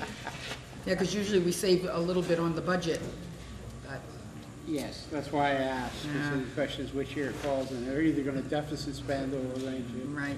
But we haven't heard yet. I checked we have the state computer, I check it every day to see, but he hasn't even been confirmed, and I'm sure that's probably what they're waiting for before they even step Well, forward. the other side is we have the reserve account too, which usually when that happens, you have to come to us. You got to make sure that we Right. have that money set aside. Which we just have to do. Yeah, we have to make sure that money's set aside or not used if you have to have an election. Okay, That's a nasty thought. the isn't it? stage is yours. Which one do you want to start with? Well, we'll start with the town clerk's office. Actually, it hasn't changed much. I basically level funded. I try to keep everything as close to the vest as possible. So so there's not gonna be any surprises in that budget. I try to, my census is probably my biggest expense, and I try to shop around. This year, it was a little higher because we have to do the vacant houses, because we skip it 1 or 2 years. So the postage was a little bit higher this year because we're not reaching a lot of the people, and there are people living in a lot of those homes, and they either haven't come in to register vote or they haven't answered a census, so we have to get it out to them to find out which ones are, so that was a little bit more expensive this year, but the money's there in my budget. Does that census impact our state aid? Yeah, I'm sure it does. Impacts federally. Yes. And we actually I received an email that I want to obviously vet, that we may be picking up 103 people from a place that wasn't counted. Right, the lady called me yesterday, Susan, I think her name was. She called, she's working actually with Dartmouth? UMass Dartmouth. She's working with them, and what they do is they go over everything from the 2010 federal census to see if anything's been missed. I don't know how they do it, but they missed the rehab place. Right out of my mind. On Main Street, 605 Main Street. I can't think of the name of it right now, but Tremont Rehab, they missed that facility, and I don't know how, because I have to do a report every year to the Secretary of State's office of group residences, and we have 2 nursing homes. That's always placed on that report. We picked up how many on that? Is it 103? It's 103 beds, I think she said. They failed to count it. But non-response on the census hurts us. Right. State aid, for both state and federal aid. Right, so non-responses, yes. What we do is, once we get everything out and things start coming back, we open them up and we start making phone calls. You know, we call whatever number is listed so that we can, and we do catch a lot of people that way, but unfortunately, you're not gonna catch everyone. And some people just, in Massachusetts, if you're on the census, you get called for jury duty. You don't have to be a registered voter. So when a lot of people see that, a lot of people don't want to serve jury duty, so they won't answer a census. So, and Massachusetts is one of the few states that actually works that way. I worked with a lady like that. She absolutely refused because she was not going to be a juror. So, It amazed me, but you're... I know. The interesting part in there, I'm sorry, continue on. So the Tremont at 605 Main Street, Wareham, the Bureau missed it. Although it may not seem like a significant population loss, in terms of federal dollars leveraged by cities, this undercount could be worth $123,000 federal dollars per year. So I guess the moral of the story is answer the census, please. Yes. Yeah, that 123,000 is federal dollars. That's what she said in the memo that she sent us. Now, you're going to ask me how it's trickling down and where we're going to get, and I'm not going to answer you. No, I'm just amazed to think that you can leverage that much federal dollars to be worth each person. It could be the classification of those people too, because you said it was that's the other side. But still, do we maintain a statistic anywhere as to non-responses? I mean, in the end, we finally come out and say we had 10,000 properties and only 8,000 responded? Actually, we have not done that. Because I know the state statistics, they list number of vacancies. I was wondering where that number comes from. We obtain that off the state computer, based on the addresses we have entered, and as we delete people, you enter people. When we run the report, they tell us you have 4,500 vacant homes. I was wondering how. Do you have any idea how they get that? How they? Well, it's from the information that we're entering. So it basically doesn't mean that it's accurate. I know, that's what I'm looking at. I'm looking at, I believe the last number I saw was about 2,500 vacancies. And if they're not vacant, all right, that census kills us. Right. I would think the best numbers would probably come out of the assessor's office, Right. because they would know who's Now, vacation home is not considered vacant, is it? No, they don't even show up on our census because they live somewhere else. Else, right. So it's where you live. It's supposed to be 6 months and 1 day of the year, so. So if we're saying 2,500 through the state reports, and as far as we know, there's nobody in there. Well, it wouldn't show They up on haven't my responded. system because we don't enter them. We don't Okay. track people that own vacation homes, not on the census, because they don't answer a census or they're not registered here. Now, what I'm saying, the number of the 2,500 we're talking about, as far as you know, those places are empty. That's, They're vacant. right, that's based on, like I said, what we enter, what we delete out of the system. All right, and we don't confirm that they in fact are vacant. Well, the only way to do that would be by foot, like they do the federal census. Yes. And I don't know if you want to expend funds for manpower. We could do it, but I think right years about- ago when I was a think right kid- about now we could find a bunch of volunteers. Interns. Interns, That keeps coming up, doesn't it? Yes. years ago when I was a child, the police officers actually used to do the census. Peter, I don't know if you, I mean, I've been in Wareham all my life. Yeah, I'm trying to remember. Police officers used to come to the door and count the people in the homes. I think if you didn't come and report to the clerk, which I think you couldn't do, then They would send them out. they'd bang on your door, yeah. It's almost like a, and they didn't take you away unless they were No, they on didn't your take hand you too, away. but, They just counted you, that's all. Yeah. There's other cross-referencing methods too that we could, it's not for here to discuss, but I'm looking at data set, because they don't want to be in jury duty, but, there is the Department of Motor Vehicles, there is the school system, there's a lot of different ways that people have to register in the town, even if they don't respond. Maybe we could find some way to cross-reference some of that as well. But More than the other happy to side do is, that. you have to be careful sending people out, but 2,500, that's a lot of, It there's gotta is. be a number in there. there's a lot of underreporting with that, yeah. It's Most not- definitely. If it's 10%, it's 250 people, and we heard it can make a significant difference. I think it's something we need to try and take a look. I don't think the chief would appreciate being asked to take census again, but there They has to pull be. the other detective off and do that, is that what you're saying? I can think of a myriad of ways that we might be able to pull it off. There's some things you have to be careful, insurance-wise, et cetera, but it will well be worth the money, I think. Or not the money, but the time. It's just we have to find an extremely inexpensive way to do that. Another revenue opportunity, so Yes. that's where I'm going, Sam. Please, go on. Okay, Sorry. again, like I said, my budget for town clerk's budget hasn't changed dramatically. The next one is the, what's my, town meeting. Town meeting's the same, we level funded. Before you move to that, I know you recently, I think a couple of years ago, increased a number of your fees. All right, do we review those annually? And You know what, I really can't hear you. Oh, I'm sorry. Unfortunately, because of the, all right, a couple of Sorry. years ago, you increased the number of your fees. that's been quite a few, yeah. It's All been right, 'cause quite a I while. remember going through town meeting. All right. Right. Do we review those annually?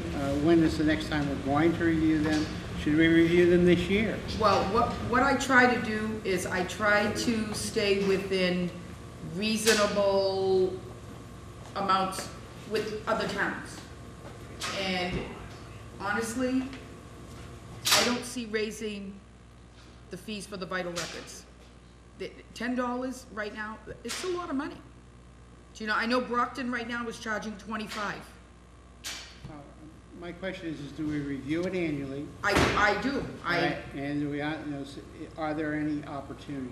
I guess that's the question, where other towns have all raised their numbers, and, I know sometimes we can say, well, $10 is a pretty high amount, but if everyone else is charging 15, we might as well move. No, I to think that.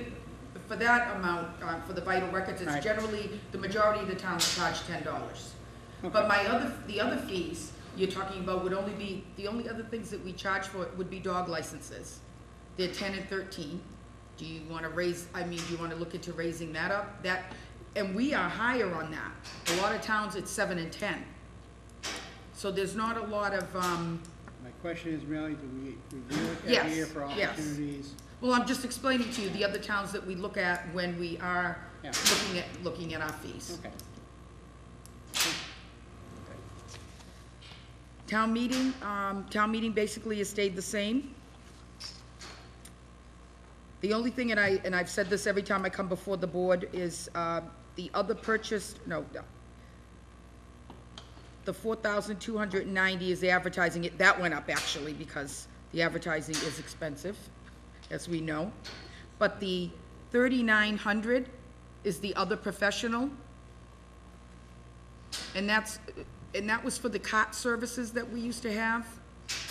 We have not had that in a few years. We had one lady actually that used to call us all the time, and we used to get the cot services. We have not used cot services probably in about 3 or 4 town meetings.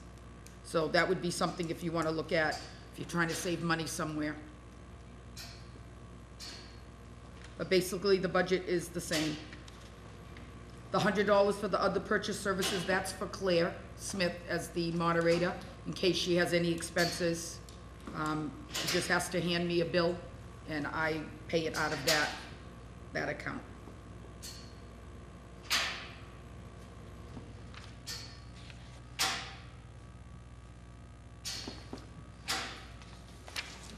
And then elections. Elections, you will notice, went down drastically, because, again, we only have one election in 2014 thus far, and that would be the town election on April 1st. With the other 2 elections coming, like I said, we just don't know. We have no idea right now when that's gonna happen. So we just have to kind of play it by ear and wait and see.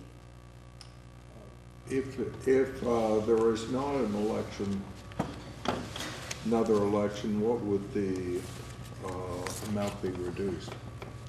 Well, right now, what I've budgeted for is for 1 election. Oh, so there is, okay. I've only budgeted for 1. Thank you. Yep. So, It's tough to budget something extra from heard from someone who I heard know, from someone who heard you from really have someone. to wait and see until they notify you, and as soon as I know, I will be calling you. What have we budgeted for reserve account? You should be, I moved my budget to another. yeah, I think we're at the 100,000 level. Okay. Yes, 100,000. All right. And don't forget, the state will be funding us for extended polling hours. The last time we had the special election, they did send us, I think it was like $3,500. Because for the state elections, we're always open that extra hour. So they do fund that much of it. All right, for an election basically costs you about 10,000, correct? No, it's up closer to, I had done a breakdown for you. I had sent it to you when I asked for the, I didn't bring it with me, unfortunately. But I had a breakdown, it was $14,041. Okay. So, About, I'll round it to 15,000 and just say that's, okay. The committee just needs to keep that in mind for the reserve fund. I'm not saying we add anything, but we both have to finish the year. Well, as soon as we know, we'll know whether or not it's gonna fall back to free cash if it's next year, but other than that, we'll have to basically, we'll have 85,000 for an emergency fund. Because we have to have the 15. Okay. So, any questions, any concerns? And I'm going to say, I'm sorry, it's probably, rather than decreasing, as I said, decreasing the reserve fund now and moving it over to elections, it's much easier to keep it in the reserve fund. As No, opposed but to- from our side, we have to sort of make sure that money's there. Yes. All right, and if we hear it's, it's like if you came to us tomorrow with, 90% request of the fund, we'd have to back up, so you can't get quite that much, because we have to, until we hear that it's not going to be in the current year. As But soon you as know I, what? as soon as I know, I You will can't have to definitely suspend notify it. you. Because I think right now, your balance is almost around 70,000. We have Yeah, a so, 15,000 reduction. if you asked me tomorrow morning for $65,000, I'd say, whoa, hold on a second. Okay, until we hear about what's happening with the election, we really couldn't do that. It's tough to get money from us anyways, but. Yeah, we all know it. let's not let people think it's that easy, just say. No, hey. it's not that easy. The other side too, though, is if it turns out it's gonna be in July, then we have to understand, we only have an $85,000 emergency fund. We don't have 100,000. So I'm just trying to set the stage for the FinCom. I'm sure the chief of police will be very interested in that dilemma. And just keep in mind, it'll be 2 elections. 2 elections? You have a primary, and then That's you right, have you the do. So election. we're talking $30,000. So, yes. Oh, Derek, You're you're out not of talking money. one election, You're out of money. so. When would the primary be? Well, that's the rumor that I heard would be July, And then the election would be beyond? probably in November. They'll So- probably do it in November. It looks like no matter what, it would be at least a split, at the most, hitting the next Yep. budget. And Yeah. I want to, that's gonna be a tough, that'd be 30,000 altogether, you think roughly? If it's 2 elections. Yeah. So your reserve fund is just dropped for next year, if it's not, if it is July, it's down 70,000. That's, Well, would the state, I assume, would kick in the 3,500 for each of those? Well, it would be 3,500 for the 2. Right, I for don't- both? Yes, it's not 3,500 Oh, I for thought it was each one, 3,500 no. for one. No, I misunderstood. Well, No, thank they you. prorate it, they, Thank you for correcting me. 'Cause so, I didn't want to be the guy who lost 3,500 bucks. no, so. and that's really, we were saying, Jim, running up to 15 per, because we don't know the other items. The police details, are they part of the election budget? Or They are. Okay, That's running me probably about $3,900 each election. Okay. I thought I saw it on there, we just wanted to confirm. Okay, I'm sorry, thank you. You're welcome. I'm sorry, does anyone else have any questions? I'm sorry. One-way street. Board of Health. Good morning, gentlemen, Good morning. members of the board, Mr. Town Administrator. I'm here with the chairman of my board, Frank DeFelice. I wanted to say, first of all, thank you to Derek and to whatever responsibilities the selectmen and your board had to get us vehicles. We were in dire straits for the vehicles we were driving. And half the time we were getting up in the morning and having to jump them every day. It was pretty bad, so we appreciate that. It makes it easier for us to do our jobs. I would say, make sure you send something to Jim Gilberti on the capital planning committee, because they did a lot of the work as well. They did a lot more to do Which with Derek the is selectmen part, do. Derek's a member of that, and they're really the ones that came up with the solution. It was easy for us, we only had to approve their wonderful plan, and I'm glad you enjoyed the vehicle. Well, thank you, and I will do that. To start, I would say you better be quiet on it, because based on what we've heard, it might be taken away. Thank Do you the repo man? What, no, we can't afford the gasoline, that's what. that's right. It is a 4-cylinder, and we're saving a lot of gasoline by There you having go. this vehicle for the Board of Health, so if that helps, I hope it does. I'm just joking. Okay. I wanted to start off speaking about the staff that we have in the Board of Health. It's myself, full-time, and Suzanne Burke is the secretary, and she's at 37 and a half. We have a part-time lady who helps us with permits. At this point, she's been out on medical leave since September. My inspector is in the office for 30 hours a week only. So our staff is kind of limited and has been for a couple of years and seems to be. We're doing what we can, and I would say my staff does an excellent job to do what we're doing with the staff that we have. But just so you know, that's what we're working with. May I ask a question? Sure. Right there? I'm looking at the organization chart, and it has the health agent, and I guess, is that Phil? Is that what? I'm looking at this, That's me, yes, sir. and that's you? Yes. Okay. And the health inspector works for 30 or 24? He works for 30, I don't know how that. Yeah, there was 30 hours. And you've got a secretary who works for 57 and a half, that's the department assistant 4, is it? That's correct, sir. And do you have the department assistant too? Yes, that's the one I spoke of being out for a while since September, and she's usually at 19 hours. Okay. Sorry, I'm just trying to understand what the, and do we have a code enforcement? That's correct. We're working on a grant from the Housing and Community Development that we apply for through their department every year for the last few years, and he's a retired DEP engineer at the DEP, and he works 19 hours a week. Okay. So that's funded by that money, that's not in the budget. Okay, not in the budget. Sorry, I didn't mean to interrupt you. That's but I'm fine. just trying to understand it. Okay.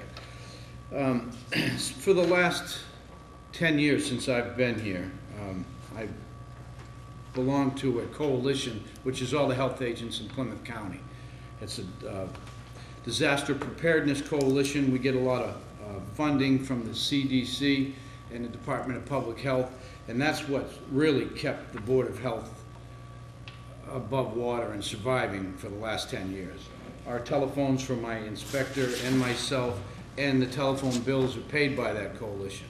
The computers that I've gotten for the last 10 years, I've gotten 3 desktops and 3 laptops and iPads and clothing and boots, and I just received some monies to get a life jacket to respond to oil spills, which we respond to a lot. We got a lot of shoreline, and there seems to be a lot of those, and so I put in through the coalition to get some equipment to respond to that, which they paid for. So that is probably my biggest contributor. We've bought color copy machines. We've bought copy machines for our flu clinics.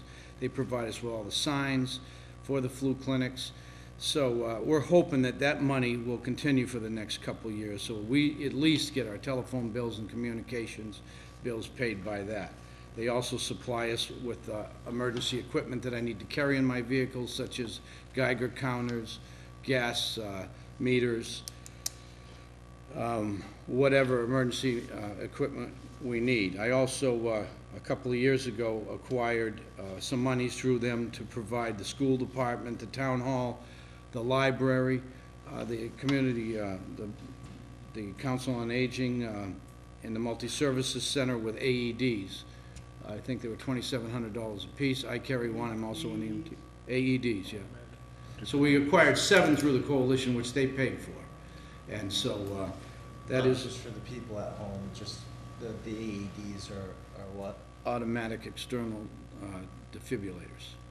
Is this coalition, are they funded by the state, federal government? They're funded through CDC funds and Department of Public Health funds. Thank you. So we're hoping that that grant or that money that comes down to us and is distributed through our coalition continues, at least for our communications budget. The inspector that I spoke about that's on this sheet as a 30-hour-a-week position, up till now, there has been no money in my budget for mileage. He has been, believe it or not, he has been driving his own vehicle and paying for his own gas, and he has been charging it off on his taxes.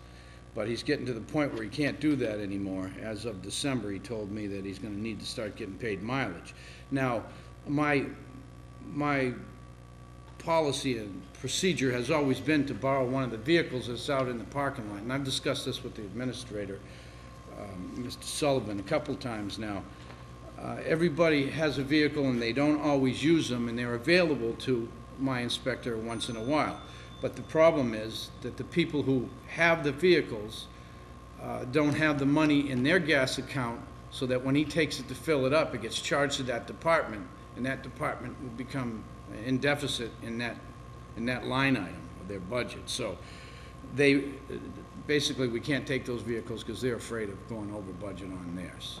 So I talked to Mr. Sullivan about maybe getting some type of a fund or monies in a certain, or changing the procedure for the pump at the municipal maintenance. So if we use a vehicle out here for him, then it would get charged to one pool where we can all divide it up somehow. But I need everybody to know that if he doesn't get out and do the inspections, we don't generate any money. And you cannot charge a permit fee without inspection, without inspecting that. We have, I won't get into everything, but we have about 250 permits for just food and retail food per year that has to be done twice. So there's a lot of moving around. We have Title V inspections, we have housing inspections, which this code enforcement officer helps out tremendously, but we're anywhere from 100 to 250 each year. So that means that we get a lot of complaints that come in our office every day. In the summertime, there's as much as 10 a week. They don't all require inspections, but most of them do, and the ones that do and require letters, because they're violations of the state housing code, require 2 or 3 inspections before compliance is met.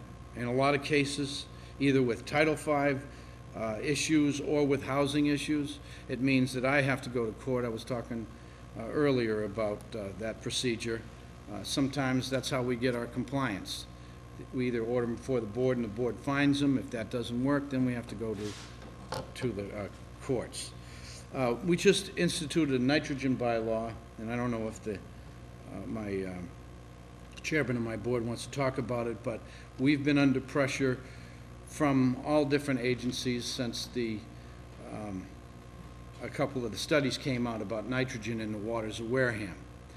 And so in 2003, the Board of Health instituted a regulation that says you have to stay at 150 feet from any environmental surface with a septic system. If you couldn't meet that 150, you would have to denitrify that system with a system that meets 19 milligrams per liter of discharge. Currently, Title V systems get somewhere between 25 and 35. So it is a reduction in nitrogen. So at our meeting this Wednesday night, the board voted to extend that 150-foot buffer zone that's going to require denitrification systems that meet 19 milligrams per liter of discharge to a 500-foot buffer, which means there's a lot more involved. It means that there's a lot more inspecting. Plan review is going to be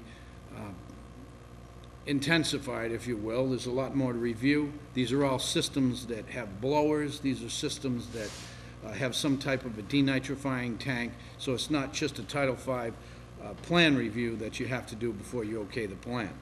The inspections will be increased dramatically to make sure that these systems go in the ground properly. In the regulation, If I may, a replacement system, what would be the cost to an I was individual? just gonna say that, that's what I just wrote down, about $7,000 more than the regular. So the system. total system would cost About 20 grand about $20,000. on the real 20. that's for a conventional system if you're in the right if you're in the right soil conditions. Right, it There can are go high, it can there go to 25. Right. There are sections in this town where the soil profiles are not conducive to a regular system. You might have to raise the system and pump it up from there. I'm asking because I've heard numbers on the Cape in the 30 to 35 range as well. Yeah, no, they've been, so, I happen to have my license, my waste treatment plant operator, and I know quite a bit of it, because I actually take care of the town that I work in, and those figures are way up. Okay, They're that's why I way up. asked, I figured, since we There's had a somebody who lot knows. of- There's a lot of strange figures going out there that are Yes. totally incorrect. That is, If I could ask you, Mr. Ethier, Mr. Biglees, is this going to apply to what you deem as failed systems? Or are you well- going to, what about non-conforming systems? Is there anything in your bylaw that's going to apply to non-conforming systems that would otherwise pass Title V? go ahead, there were variances on that. Yeah, the new regulation pertains to new construction in Okay. that 500-foot buffer zone. And it also applies to what you could call new construction, which is an existing house that's going to upgrade bedrooms, which means it's going to increase the flow. That would Right. apply. If it's a failed system in that 500-foot buffer zone, then it would be required to replace it with the denitrification systems, but variances or waivers are available for individuals who can't afford to take that next step. Okay, so then there's a presumption with the failed system that there should be a denitrification as part of the replacement system. But if somebody can prove hardship, then they can get a waiver for that. Absolutely. Okay, thank you. So my point here about the nitrogen bylaw is it's gonna add more pressure to my staff. We're gonna need to do more things, so my wish list, what I talked about with the gasoline for my inspector is a must. That must happen some way or another, either give me more money in the budget. Even this year's budget that we got a few more months left on, there's nothing in there to pay him mileage, and there's nothing in there, I'm sure, in anybody's budget for them to him to use their vehicle. But this nitrogen bylaw, I'm hoping that somehow we might find some more money to put staff on, or put him on for 40 hours so that we could control some of these systems. Now, I don't know how many that's gonna be, if that's gonna, you know, I don't know how that's gonna go. We just don't know. A lot of the areas are sewered, thank God, but this will affect, because of the 500 feet, that's from any wetlands. It's not just from the sideline of the ocean. It's from ponds, it's from any environmentally affected surface, such as brooks, rivers, streams, or wetlands of any kind. Can I say one thing?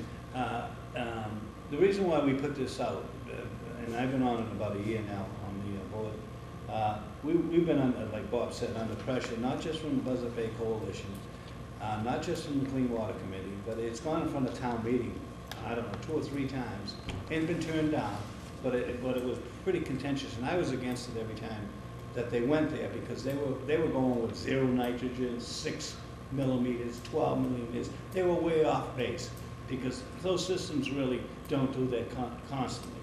But we had to do something, and that is the reason why we put it forward. And I'm personally glad we did. Couple of things, if I may. First of all, I will quickly confess, if that's the right word, that I'm involved with Coalition for Buzzards Bay Coalition, so I do have a axe to grind, so to speak. But I think that was an excellent first step forward in a rational system, rather than some others that I know you have been looking at. But one of the things, changing a little bit as I look at this budget, which I don't understand, I understand that a lot of these things are given to you by, or paid for by the coalition, which is great, and they do not, those expenses do not seem to appear in the budget at all, because they are paid for by a third party. Am I correct? That's correct. The other part of it, which I'm ignorant on, is there would seem to be a revenue portion of what you do also, that you get fees for inspections, et cetera. Am I correct in that? That's correct. And do you know how much that revenue that's generated each year is? I know that it's not enough to pay for all the overall budget in the Board of Health. I think it's possibly a little more than 2/3 is what we bring in, as opposed to what costs us to run the Board of Health. And that goes into the general fund, does it? We don't get that. It goes No, to it goes general. in No, but the town does. Right. And is 2/3 about right? I'm just looking at that, and I guess About 125,000? I believe, That's something we should probably run a report on, to just give you the idea. And just so the gentlemen know here, sort of the theme in the back and forth has been letting the public understand that it's not, your budget isn't exactly your budget. You're bringing in fees, which are bringing in revenue that in a way offset the actual costs. So if you weren't there, if you weren't receiving revenue, or what the net would be on there. So that's really just what they're asking about it. That's what we're looking for, is what the true costs are. what the town's true costs really are. And, you know, if you're generating 130,000, then really the true cost to the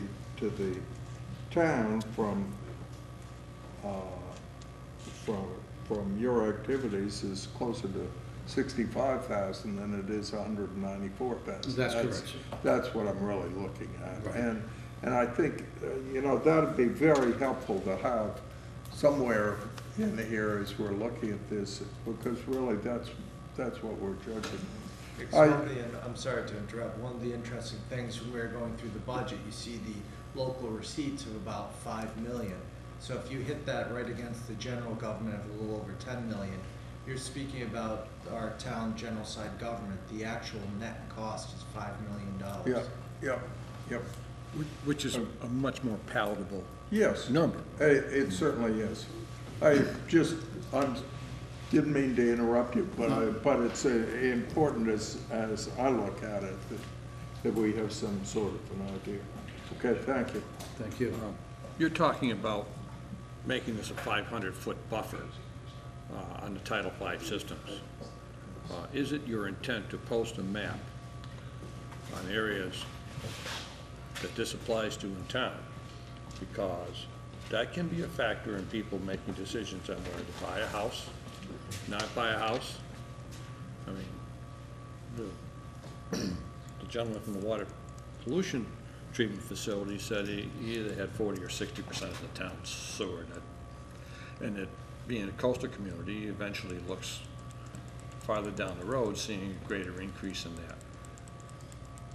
All this affects the homeowners. Affects decisions of where you're going to buy, affects decisions when somebody's putting in a development. Do you want to go in there? Don't you want to go in there? I think I'd like to see that we post a map that reflects areas that this is going to apply to. It sounds to me like a lot of this town is going to be covered under this bylaw.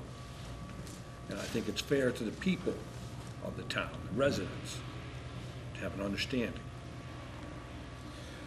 Yeah, it would be difficult because it's not just, as I said, from salt water or ocean front. It's from every pond, every wetlands. We can't always identify those on the map. We could get a general area if we created a map. I think we can get a general area. But for instance, up in West Wareham, if you're near a cranberry bog or reservoir there, that also is included. And so that would be a study or an engineer study that would be quite extensive. Until you take each lot individually, I would find it hard to. A lot of people think when we made this, they were just talking about the ocean. But my understanding, we got better than 90% sewer around the ocean body. So really, this is going to affect more than anything the lakes and ponds. And like Bob says, it's going to be pretty hard to identify most of it.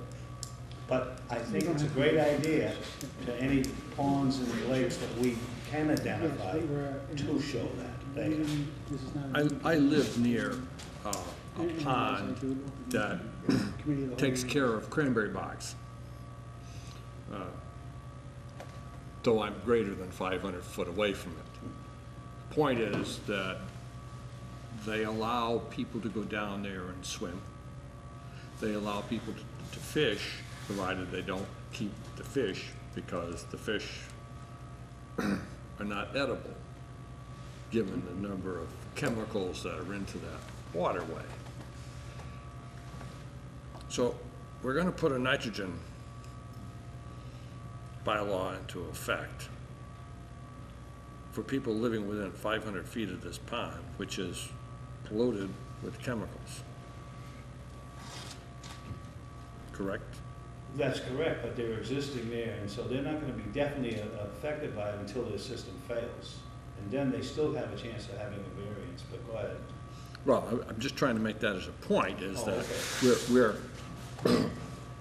we've got polluted ponds in terms of pesticides, chemicals, fertilizers, and when we say we're going to apply this to people living around ponds and water areas, some of those areas are, to be kind, toxic. I understand what you're saying, but we don't want to make it any worse. So we're trying to make it something a little bit better, not start sending that into it. That's probably the bigger problem. Yes. All right, but how do you address that? I mean, eventually the nitrogen makes its way to the sea, eventually it makes it out here to the salt water. It may be attenuated the further away it is. You know, we're pretty sure the science suggests that the further away you are from the coast, the less of it is gonna reach because there's uptake, there's this, there's that. And further to your point about mapping, that would substantially, I think, involve a survey of the entire town. And the cost of that undertaking would be enormous. I can tell you that simply surveying the 200-acre minot forest cost approximately $30,000. So you can sort of extrapolate from there and then figure out what a whole town survey would cost us. It would be in the 7 figures. I think, just a comment, with the GIS system that Serpent uses, and what's available, we do have GIS here in town, but we don't have the programs per se right now. There's some of it, I know we're looking, I know they're looking at it, there's assistance available, there's some grants available when you get into GIS quite a bit. I think what you're asking for actually can be done by supplying information of what you're doing, and they have, if you actually go to the Serpent website, you can go in there and they have GIS maps of every one of the 31 communities that they cover. And they break it out into agricultural areas, residential areas, commercial development, what type of commercial development. It's kind of, you have to go look at it because it's really amazing what they're able to do. And it's like looking at Google Earth. They actually bring it right down to the areas. So whatever you decide to do as far as where the areas are, what the rules are, they can superimpose that into their existing program and they can come up with whatever you want. So what you're asking for, David, is possible as long as we feed the right information to them, which we haven't done so far because we really haven't got our, I think we're 5 or 6 years behind updating the GIS. It's the problem. The town hasn't done what it needs to do for Serpent, but it can be done, and if everything is up to date, it's not that hard to do because you supply them with the information of where the areas are and stuff, and they can just go right in and do it. Well, to some extent, but in context with their regulation, you're going to have to know where all these resource areas are in order to get them into the GIS system. You could probably get a lot of that, and probably most of it, maybe even 95% of it is probably done. There have been soil surveys done by DEP. You know all this, Frank. Yeah. DEP would be a good resource to try to get some of this information, but to have 100% accuracy, to be able to inform every single citizen, and even for this board to know with 100% accuracy, that's when you literally have to survey the whole town. But you could still put something out for areas of concern. Yeah, you could. I mean, As a general item. 90% of the town's going to fall within Well, this. I believe all properties will have to go through your Plymouth review, County- so. Yeah. But areas of concern would be a good public indicator, No, I which think is it's a what great Dave's idea. asking for. I work on the Cape, and Barnstable County gave us maps to something just like what you're saying. So Plymouth County may have something also mapped out. But I just want to say one thing. This we're trying to get is new construction, basically, not existing, but go ahead, I'm sorry. Well, I understand that point, but I have my water treatment facility saying that out in future years, there's other areas that are gonna have to be sewered. And I have this board trying to put a 500-foot nitrogen zone in place. And I have the cranberry growers that so far have vigorously resisted any overtures. And I'd like to see all 3 groups have a communication, particularly your group, when you're looking at septic systems and a water treatment facility, with what he's looking at in the out years, where he's going to go, because I hate to think that I found myself upgrading a system, adding money to it, and a year later, they announced that they're going to sewer my area. No, I understand. There is a 5-year provision that gives you 5 years on your new system before you have to attach to the sewer. But these areas are all part of the comprehensive wastewater management plan that was executed by the town and DEP in 2004 and 2005. So those areas are already currently identified. As to when, I think we've gotten 10 out of the 12 areas completed now for sewer. Frank, is that something like that? There's 2 remaining areas. So, I mean, those people, if they want, they can certainly come to town hall and find out that information And that can help, I suppose, guide them to some extent. And also, I'm assuming in those cases too, you know, we all know there's some leeway under Title V in terms of the enforcement on a failed system. There are failed systems, and then there are really, really, really failed systems. So, I mean, I would assume that they would adopt a logical approach What to you just this. said is a definite problem, because it was brought up, that was brought up. But one of the things that kind of bothers me is, you know, you don't have to hook into it. That bothers me. How many homes in Onset that we have sewer down there that isn't hooked into it? You know, so here, okay, we're gonna make somebody put in an alternative, sewer runs by, this guy doesn't have to hook into it anyway. I was under the impression if they sewered your area, you had to hook up within 1 year. That is not my impression. Well, I will say this, for the past several years, and I believe with the adoption of the comprehensive permit, you'd probably see about somewhere between 95 and 97% of homes in a sewered area be required to be hooked up. There are some issues where people were told they didn't. I'm not going to get into detail here, obviously. But there are some strange things that go on out there. But since, yeah, let's just leave it at that. I'll stop right there before I get myself in real trouble here. That is the policy. You're supposed to hook up if it's provided by your house. That's why I have There a are right some that that have says fallen through the waivers. cracks. There's not many, but I believe what Selectman has just said, 97% or maybe even higher have complied, but there are exceptions to the rule. That's what my It's just impression like came Title from. V, we can't catch everybody. You know, we don't see it running. They might be in an area where you don't see it. A lot of these things we don't find unless somebody makes a complaint, and it's usually a neighbor or something, so. Yep. I'm sure it's the same thing with the ladder. May I do a subject shift unless you're, A subject, as long as they stick to the budget. As long as we stick to the How budget. many ways? Let's stick to the budget, though. on fees, of which you said brings in 130,000, is this something you review the level of fees on a periodic basis? The fee schedule was changed, I believe, a couple of years ago. We are, if you did a study now, we are probably one of the highest for Title V new construction perk test fees. We're up there on installers fees. We're up there on just about every permit, especially food permits. I was not necessarily suggesting an increase, I was just wanting to be sure that it was reviewed and checked with. Oh, yes, it has been, and we keep abreast of that, but there is, you want to? I just want to add one thing. I do Title V's on the side, not in Wareham.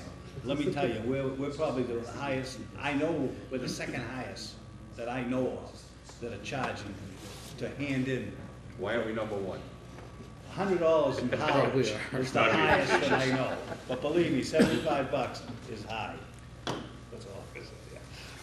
Thank you. There is one thing, however, that can generate money, and I think it's a substantial increase in the general fund, facilitated through the Board of Health, and that's a housing inspection program. I come here before the Finance Committee just about every year for the last 3 years. There's other towns that do it. It's very lucrative, and right now we have to find different agencies like we did through the CETA program to fund this code enforcement officer to answer to complaints that come in every single day for too much garbage in the yard, for violations to the state sanitary code, which is minimum standards of fitness for human habitation. It is the worst, one of the worst towns for housing issues in Massachusetts, per capita, compared to Brockton or anything else. You see the buildings on the wall. You see the houses that are abandoned, the restaurants that are abandoned. And all around here. I'm sorry, go ahead. Please excuse these gentlemen. That's okay. I'm gonna have to take it out of committee of the whole, put it back in where I control it. I wasn't one of them. So I have been proposing a housing inspection program, which I believe, and my board has discussed it, that we could make anywhere from $40,000 to $70,000, depending on the number of units that are being rented in Wareham. I'll give you an example. We had a case come to my office a couple months ago. A lady lives in Delaware. She bought a house through auction sale or something in Onset. The house doesn't have any water and it has an inadequate heating system, and it's being rented to a family of 5 children, and the youngest one is 13 months old. I found out because the school department nurse called and said, there's a girl with a burn on her arm, and she came to me to wash her arm, the burn out on her arm. And I said, why aren't you doing this at home? She said, we don't have any water. Now, they'd been in that house for months. This is how it goes. I mean, it's a terrible problem. So we have to run out there, Dave, my assistant, myself, and then John Viveros, and we're constantly going. I'm in court constantly with these cases. I got one going now for an inadequate septic system. The code covers all of this stuff. And my proposal is to eliminate these inspections and running out to complaints every single day by having a housing inspection program. You charge a significant fee for us to go in there with a state form. It's all regulated by the state, and we've been trained by the state, Department of Public Health Housing. And you go into this home and you give it the okay whether they can rent in Wareham or not. If it's not suitable for renting, you can't rent in Wareham, and you lose that fee. Now, if you do, these inspections will take place once a year. And if someone changes, if a tenant changes, or they re-rent it to somebody, another inspection is required. That way we're in control all the time. I know there's a lot of issues other than financial in a proposal like that. But just looking at it from a financial viewpoint, because that's the name of our committee, would you have to hire somebody to do these inspections? Well, my first initial thought when I worked this, I even have the regulation I developed. I think that if Dave was on for, instead of 30 hours, 40 hours a week, and then John is on till December under that grant money, and then that grant will run out. I think that if we can keep him on for 19 hours a week, add Dave for 8 hours a week, we might be able to handle that program ourselves. So we're talking probably, I'm not sure what the cost would be, but possibly $700 or $800 a week more in my budget for salaries would generate that much money. Now, Mr. DeFelice works in the town of Eastham. He looked into their program, and it's quite a program, and it eliminates all the complaints, and they make quite a bit of money. They make over $80,000 on this. They charge $50 a rental. To that point, Derek, John McAuliffe, going back 2 or 3 town administrators, he talked about houses being rented as year-round with a wall heater in it, and how he needed to get your board involved in trying to eliminate some of these homes or to get them up to snuff. So, to my point to the town administrator is, this is somehow not new, if we will. It appears it's an ongoing problem. We are a high rental community in terms of summer homes. I hear value in what he's doing, both for the community and for the town. Could we establish this as a revolver? If we had a defined program? As a true revolver? We would, I think we've got enough room under the cap to do it now.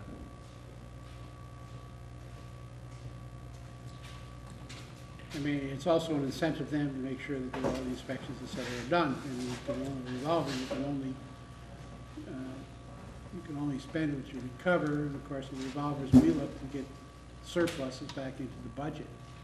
But rather than put it here and leave it, it's sort of invisible when it comes into the budget. It looks like just another expense and you don't see the revenue side. But if we put it in as a revolver, all right, then it's far more visible. It's very transparent, the money's there, and the program's paying for itself. We're adding zero to the budget. One of the other concerns I have to say, is I'm very concerned about even the vehicle, private use of vehicles. There's real insurance concerns there. All right, I'm sure you can reimburse the gas, et cetera, but, you know, we've been lucky so far, is the only thing I can say. Having been in that situation for 40 different years in businesses, all right, that is not a good situation, to have somebody using their own vehicle. No, I agree. It's, you know, I there's agree. real insurance consequences to it. Absolutely. But if we had a defined program, is there any reason why we couldn't do it as a revolver? And the cap, I believe, is for each, he doesn't, the cap There's an overall cap on the combined amount of revolver salary. across the entire town? That was why that's I why thought the it was- school had to do those other revolving accounts that were. But that on was the the control of side. individual departments, that's how they wanted their caps. We've also got an overall cap on it as Do well. we have enough room in the cap? When we reduced the recreation line to $1 from 50,000, I can tell you, you now have $49,999. I'm hearing it's not even, it wouldn't even take that much to establish that as a revolver. It's to truly establishing it, I don't know the exact specifics, how you'd have to vote it in and such. We'd put it through there, it'd have to go through town meeting. You'd need either seed money for them to start it now with the people they have, because what you'd be asking then is to fund it. We would have to, you're always going to be funding a year ahead of it, so we'll have to fund it, and then the revenues start going into the revolver. So you need seed money for it, unless they start right now and start gaining the revenues, putting it into there, and then that's for the next time, so. Okay, so, I mean, there's a way. There's always a way for anything. There's a way. I like I that as a think- I town think it- administrator. I think you need to take a hard look at this, and if it needs to come up in April, we need to move really fast. But it sounds like as long as the program is fully defined, it sounds like a perfect candidate for a revolver. Chief Thier and I have spoken about it, and I do. You know, we've talked about it more and more. The only thing I've asked is for, like you said, defined, more information on it. Yeah. How's it gonna work? Let's start looking at the financials of it. Because the last thing we wanna do is establish a revolver, put this all in, and it doesn't pay for itself mid-year. And I don't think that it wouldn't, but we always have to be a little cautious on it. No, the thing with a revolver is if you don't have the money, you have to stop, let's be honest. I just like That's to the key add, on the you know, I revolver, think but- we've got 20,000 to start this program through the CETA, so that we do have a way to show what we can do if we could start that, to pick it up, because they're not gonna give it to us. You gotta look at the Well, accounting and how to get it over there. There's I you guess have a the- contract with CETA now as to how that's being paid. It isn't a lump sum. They actually pay you back on his salary, unfortunately. Frank, Unfortunately, they're accounting for it properly. The key thing here is it has to be a defined program.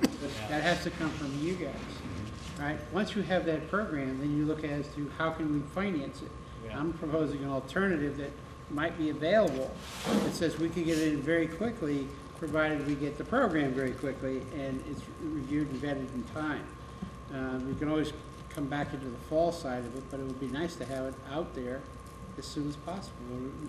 Revolvers move pretty quickly through town. Well, I'm sure these gentlemen want to start it as soon as they can too. I mean, Right. All the regulations are drawn up, drafted, as soon as the board is sure that we have the staffing that could implement the program, then we'll vote it in and get started. I mean, I'd like to, It's the John's town doing it. First off, it's the town administrator's decision. There's nobody in this room who can tell him what to do. No. All right, we're just suggesting to him that maybe that might be a funding alternative or a way to do it.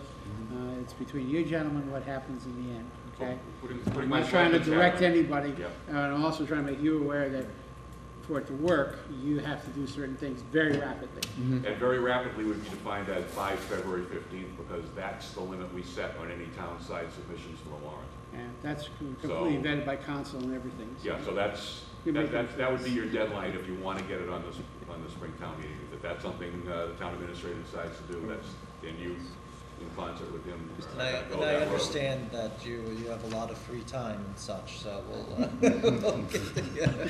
Well, since you're not doing apartment inspections right now, we'll assume you have the time. No, we are, we still, No, I mean, yeah, I know, it's a big undertaking, but I promise that if this thing could get started, I will make it work. I mean, the people in the town have a right not to live like they're living next to these people. I mean, it's Correct. just, I tell the judge that, the judge says, what do you want me to do? I go, the people have a right not to live this way, you know? And the people that are renting from people who bought it in an auction and live in another town, there's no heat, there's no insulation. I mean, some of these places you go into, you wouldn't believe it, that this is 2013. I know If personally. we need that personally type of lived there. thing, I have no question whatsoever. Question before I go up, this is something that we talked about several months ago, or is there a separate program? No, this is the same program. Same program. Yeah, I have it for my projects. Because I didn't have, I didn't know whether we had the ability to, we tried to figure out how we had the funds back then. That was about 2.5, 3 months ago. well, I think it was one possibility. Unfortunately, I think your suggestion is excellent. No, I wouldn't have to, that's within their purview and town administrator. I know that, not that I have enough further matters. Well, they don't currently, Yes, the town administrator. Trying to grab control. there's that, but also, well, the town administrator would have to present it to the board in the form of an article for us to vote to put it on the warrant, so there's at least that oversight of the board. It may not be the worst thing in the world to discuss it as an idea during an upcoming meeting, during your portion of it, Derek, if you're willing to go. Again, we're not telling you what to do here, but if you go this way, then we're just trying to sort of outline the road we see it would take. My question would be for everybody here is, do we have enough time to put this all together, get it written up properly, make sure it's vetted, because obviously you're gonna have input from people who own rental properties as well, or we're gonna end up getting something out of going to town meeting, and without enough input from all the stakeholders, end up having a fight on town meeting floor. You are gonna need to hold some kind of public hearing where it is a new regulation, so. We would at the Board of Health meeting, because it's our regulation to bring. You're gonna have to notice that Yeah, I and can't, go through all those hoops. It is a compressed timeline. Yeah, I don't know if that's I'm just possible. concerned that, you know, every time, in other times, we've done things with other boards or other rules and regulations, when we don't have everybody in, everybody hasn't bought in, we end up looking, excuse my language, like idiots on the floor. I don't see anybody that rents out would be against it. Yeah, we're talking $50 But maybe. a lot of your violators would be, Frank, but Yeah. I mean, it's to their benefit, because if they get sued or something like that, we've looked at it, and we've said, no, wait a minute, this is the way it was before they got it. I understand, I'm just looking at. I just don't know if we have enough time. How many of the renters are actually registered voters in the town of Wareham versus people who have property there that may be, because we have to realistically look at who comes to town meeting that's gonna vote on this. We only have a core of 250, 300 people, so we can depend on that. I guess, that's up to the planning board, it's very embarrassing to plenty sit of time to there, get all the watch someone show up and knock holes in the plan, because you never You even save got in, money on the table. and then have to go back, you know, put your head down, walk back and start all over again. I don't know that we're ready before February, Derek. I don't I think. just don't wanna rush and mess it up, so we No, I can don't get either. Here's Okay. my perspective on it, if I can. You February could, 15th. you could do it in the fall and Let's get his yeah, you'd have more than enough time then. I mean, There's more than enough time for the fall, but the information being submitted on the 15th, because I'm going to put out, there is no way to have every single thing ready for February 15th. The entire budget will not be, I can't submit that.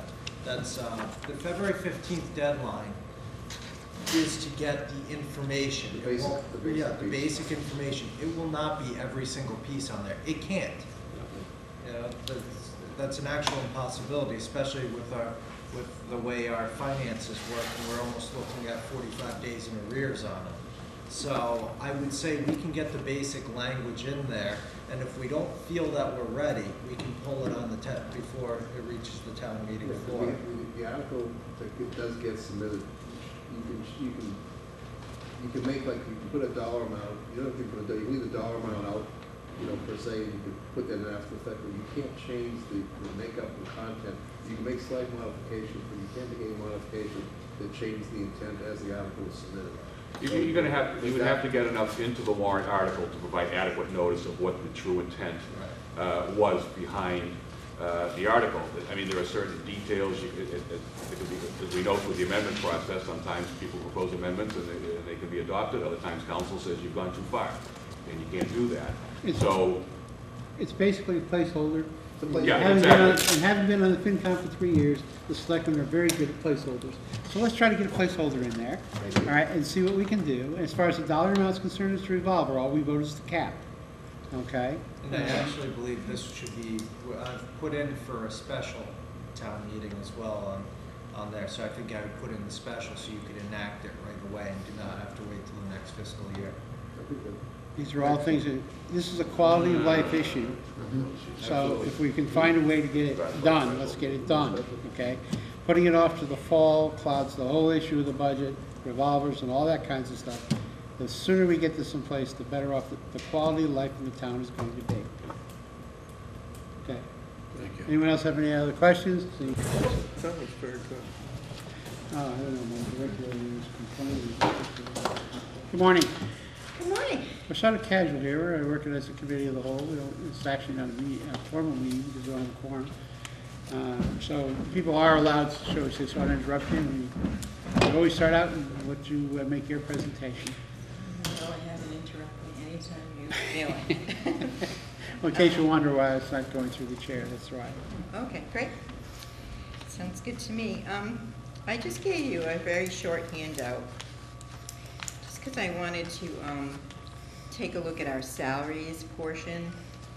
It basically comes out to being a little less than what we're getting this year. And it worked out because we have a vacant position that we're in the process of filling, but we're committed to filling it at the beginning step.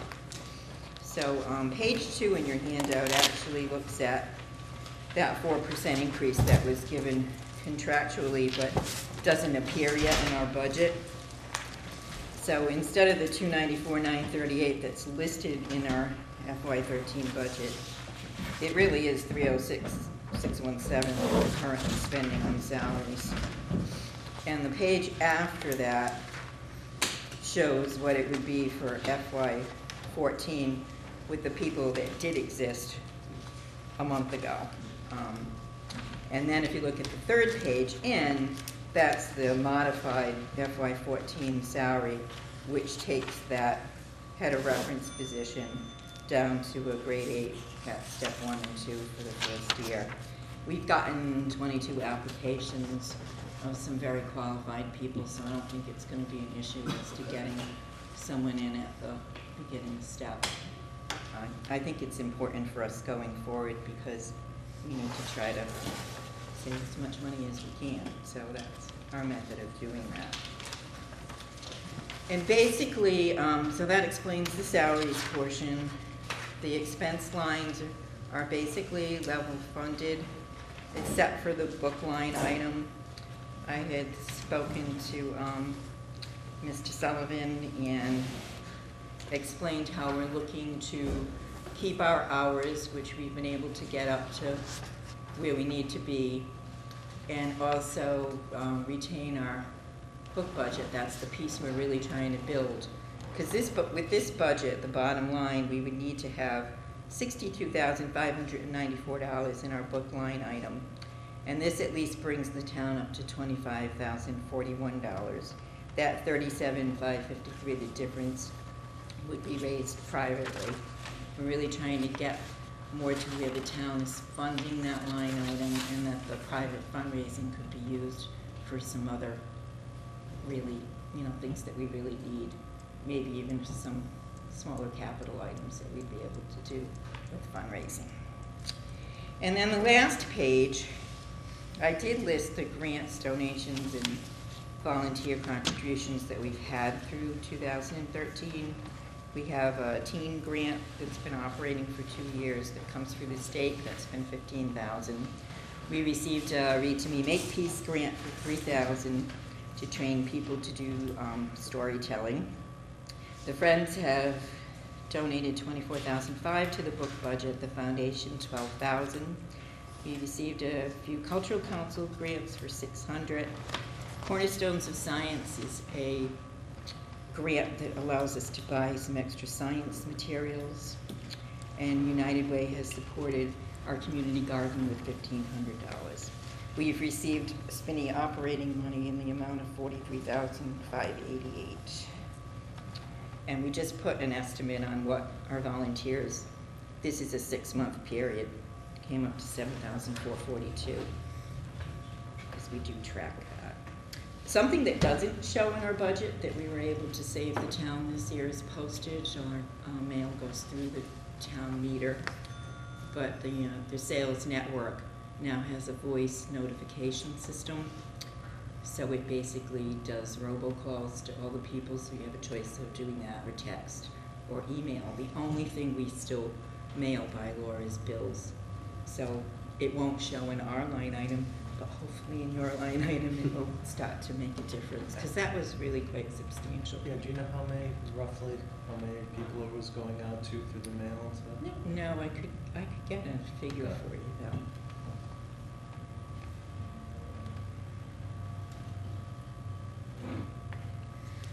And part of the maintenance at Spinney, we do have a 12-hour person that's been working.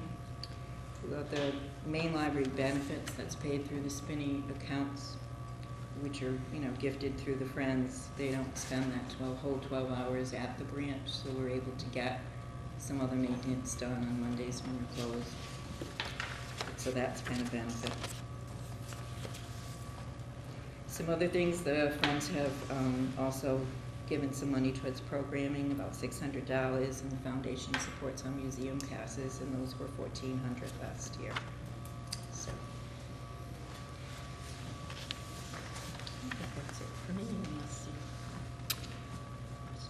Does the town still have a account dedicated to the library that people can contribute to directly to the town that's set aside for books, et cetera, or? We have a gift account, and if you choose, you can designate that you want it used for books. So yes, we do have a separate account. So it's made out to the town of Wareham for the benefit of the library? Right. Okay.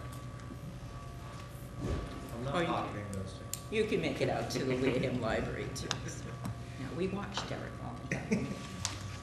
I'm sure the amount donated via the town is not overwhelming.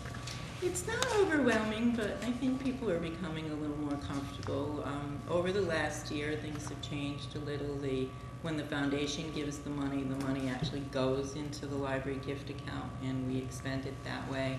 And the Friends have started to do the same thing, which they weren't willing to do before, but they are now. So, so it's a lot cleaner.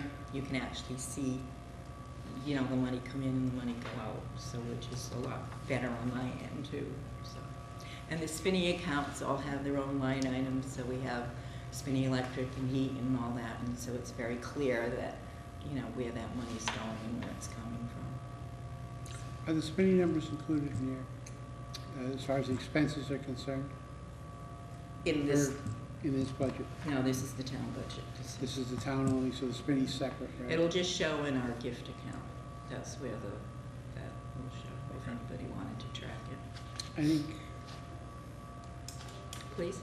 I'm sorry, I'm trying to think and speak at the same time. I guess going to the town meeting, it would be nice to make sure that we have an accounting of the Spinney, and the fact that it is separate and not included in this budget. All right, because it's just for Print it some out, people. and it's anybody who essential. has access to Vadar can go in and Zoom in and print out the gift account. That would be my suggestion, just to make sure that we don't run into Is that where some everything's problems being on the paid floor. out for spending? Yeah, everything goes into the Spinney gift, and everything comes out of those expense lines. That would be my suggestion, even if it's just a simple slide that says, I don't think you need to come down to all the detail, all right, but I just think you need to at least come back and say that we are maintaining separate accounts. It's tallied, and this money has been used to pay for it. Just so everybody's comfortable, we don't have to listen to any complaints on town floor. So, Hey, they're doing a nice job. And we appreciate what they're doing. Might as well make sure that somebody doesn't try to generate some adverse publicity to it. So that's why I'm suggesting it. Anyone have any questions? You can wait. Go ahead. Just on the salaries, just, we have 52.2 weeks in 2014 because of the calendar year. But I'm looking at 2013 and we had the 4%. Yeah, that was the settlement they just had from last year. I think that, you know, in case anybody has questions, that's what that is. Because if they don't realize that was a union required deal, they're gonna be questioning, you know, we're not giving you any raises anyway, it'll come up. Just my comment, you know, looking at it, you know, I wouldn't know, except I wouldn't, average person just wouldn't know that we weren't giving a 4% raise just as a raise rather than. Is that money supposed to be given at spring? Yeah, that money's not being charged, well, it's being charged against another line on there. We have the collective bargaining settlements line, and that's what it's being charged against or being pulled out of there. So. If someone was to look at it, they'd wonder where it was. That's what I figured it was, but just make sure.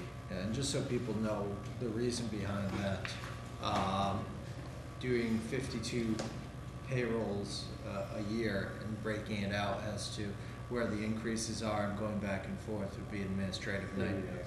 Yeah. Sales. Has the sales program impacted the workload at the library in terms of reduction or increase?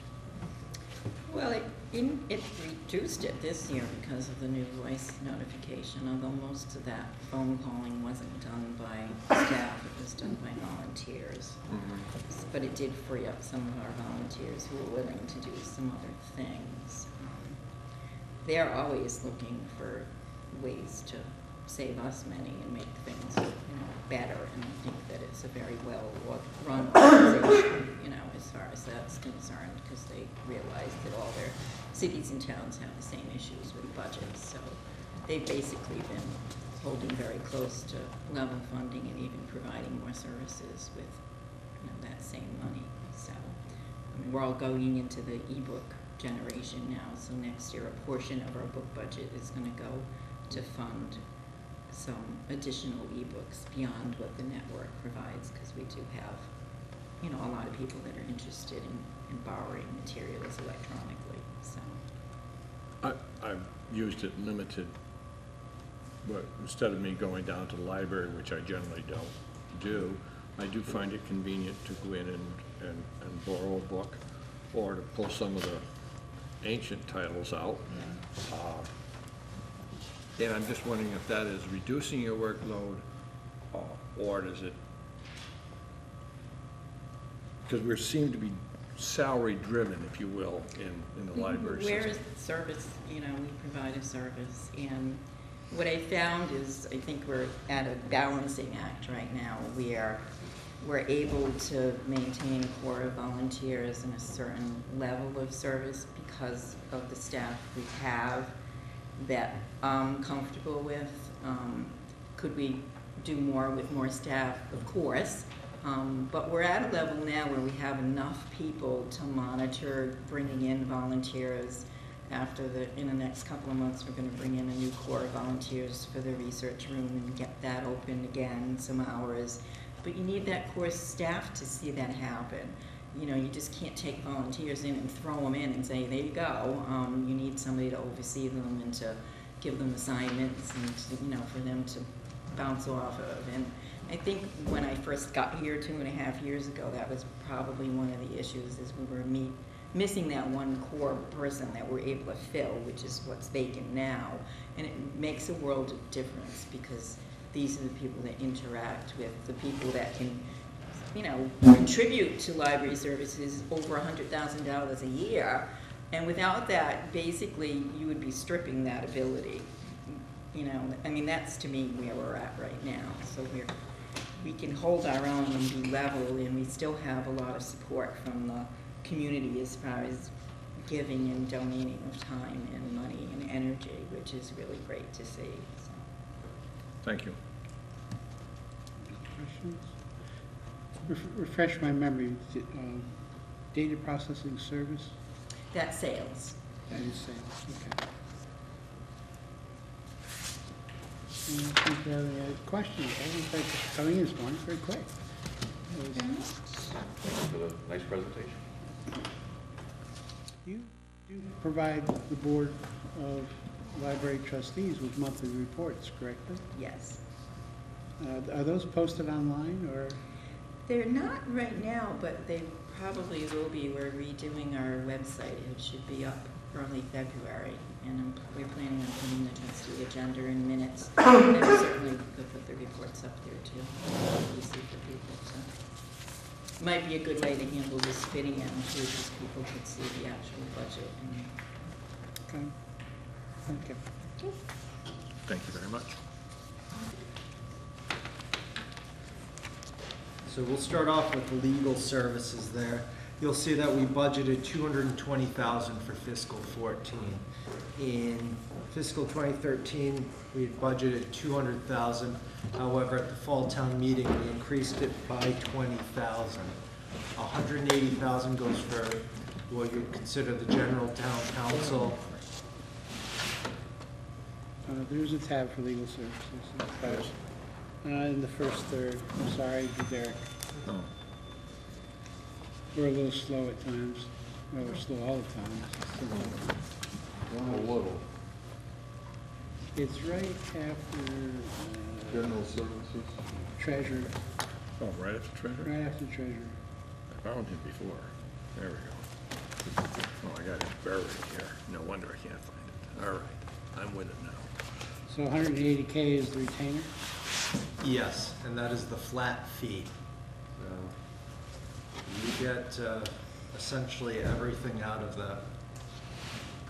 There's the town council, quick responses, 10 PM calls, things such as that. So. Will that retainer be going up? Is that part of your 220 or your 20 grand increase? No, we also have labor council as well, and for the past 2 years, we'll start off with fiscal 2012. In fiscal 2012, we received the labor bill from a former labor council at the end of the fiscal year, which was in the amount of approximately $58,000. That involved the police arbitration, which was a massive cost to the town, and some of the other collective bargaining. The town historically has been in arrears with its union contracts, as it is now. We are essentially 2 years behind on all of them. So the increase in the labor council from 200,000 to 220 is with the realization that we are going to have to work to get those done. Union contracts have a maximum of 3 years. So in the years that, if every one of our contracts has expired, you obviously are going to have more interaction with labor council. That is where we're at. It is an ultimate goal to get those up and running so that every year you're not going through this massive exercise. Okay. You know, obviously, money that's in there goes for labor negotiations, other negotiations, advice to the town, running, helping to run the town meeting, etc.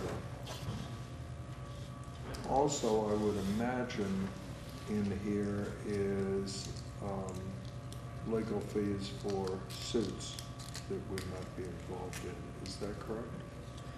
Not really, because a lot of those fees are part of the Maya insurance there. It's usually paid through them. They'll hire the councils and such. There's some fees we'll have, depositions that the town will have to pay for that are specifically requesting and such.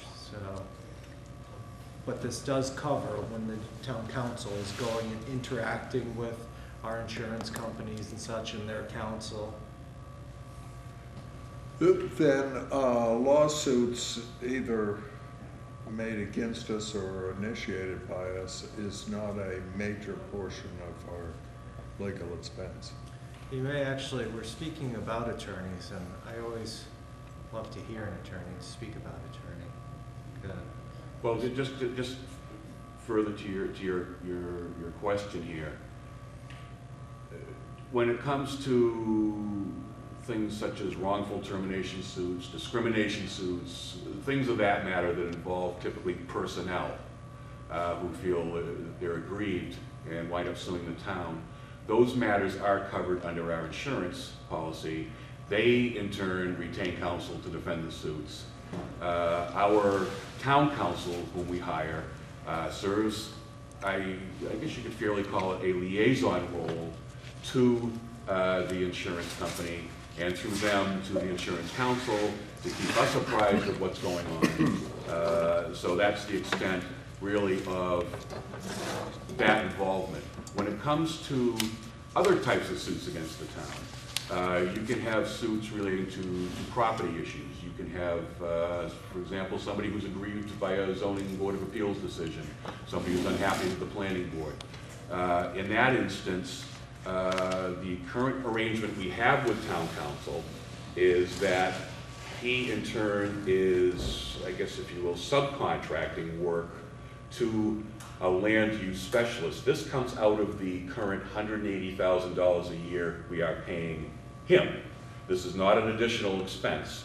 He takes his 180, and when there are land use issues where there's advice that's needed by the boards, or whether there's litigation involved, or what have you, that money in turn he pays that person. So that is included under the rubric of the $180,000 that we're paying to our town council.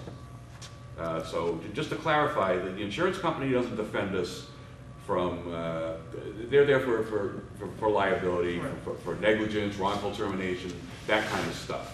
So we don't pay. Somebody slipping on the front step? That would count, yeah. That would be under our insurance. That would be under the sort of the property and casualty side of it. Probably one of the ways to explain it, a lot of it has to do when you contract out work and such. Town hall roof is done. It's not done satisfactory. Here, the people say, no, we've done it correctly. Town council is going to be involved on that. And if it becomes a suit, town council is going to be involved on that as well. We have, what people have to forget, or people forget, a lot of people think that towns have deep pockets. So when they're going after... I would never think that. They're going to go after the contractor, they're going to go after the town, people in the town, anybody that's had their fingerprints on it. And that's when our town council comes in. Exactly. I mean, you can have a case where nothing happened from the town side more than a building permit was issued, and you could theoretically have a homeowner naming the town through the Inspection Services Department as a defendant in the matter, because you know the more parties you can bring to the table, the bigger the money pot pool is. That's how a plaintiff's lawyer thinks, and that's.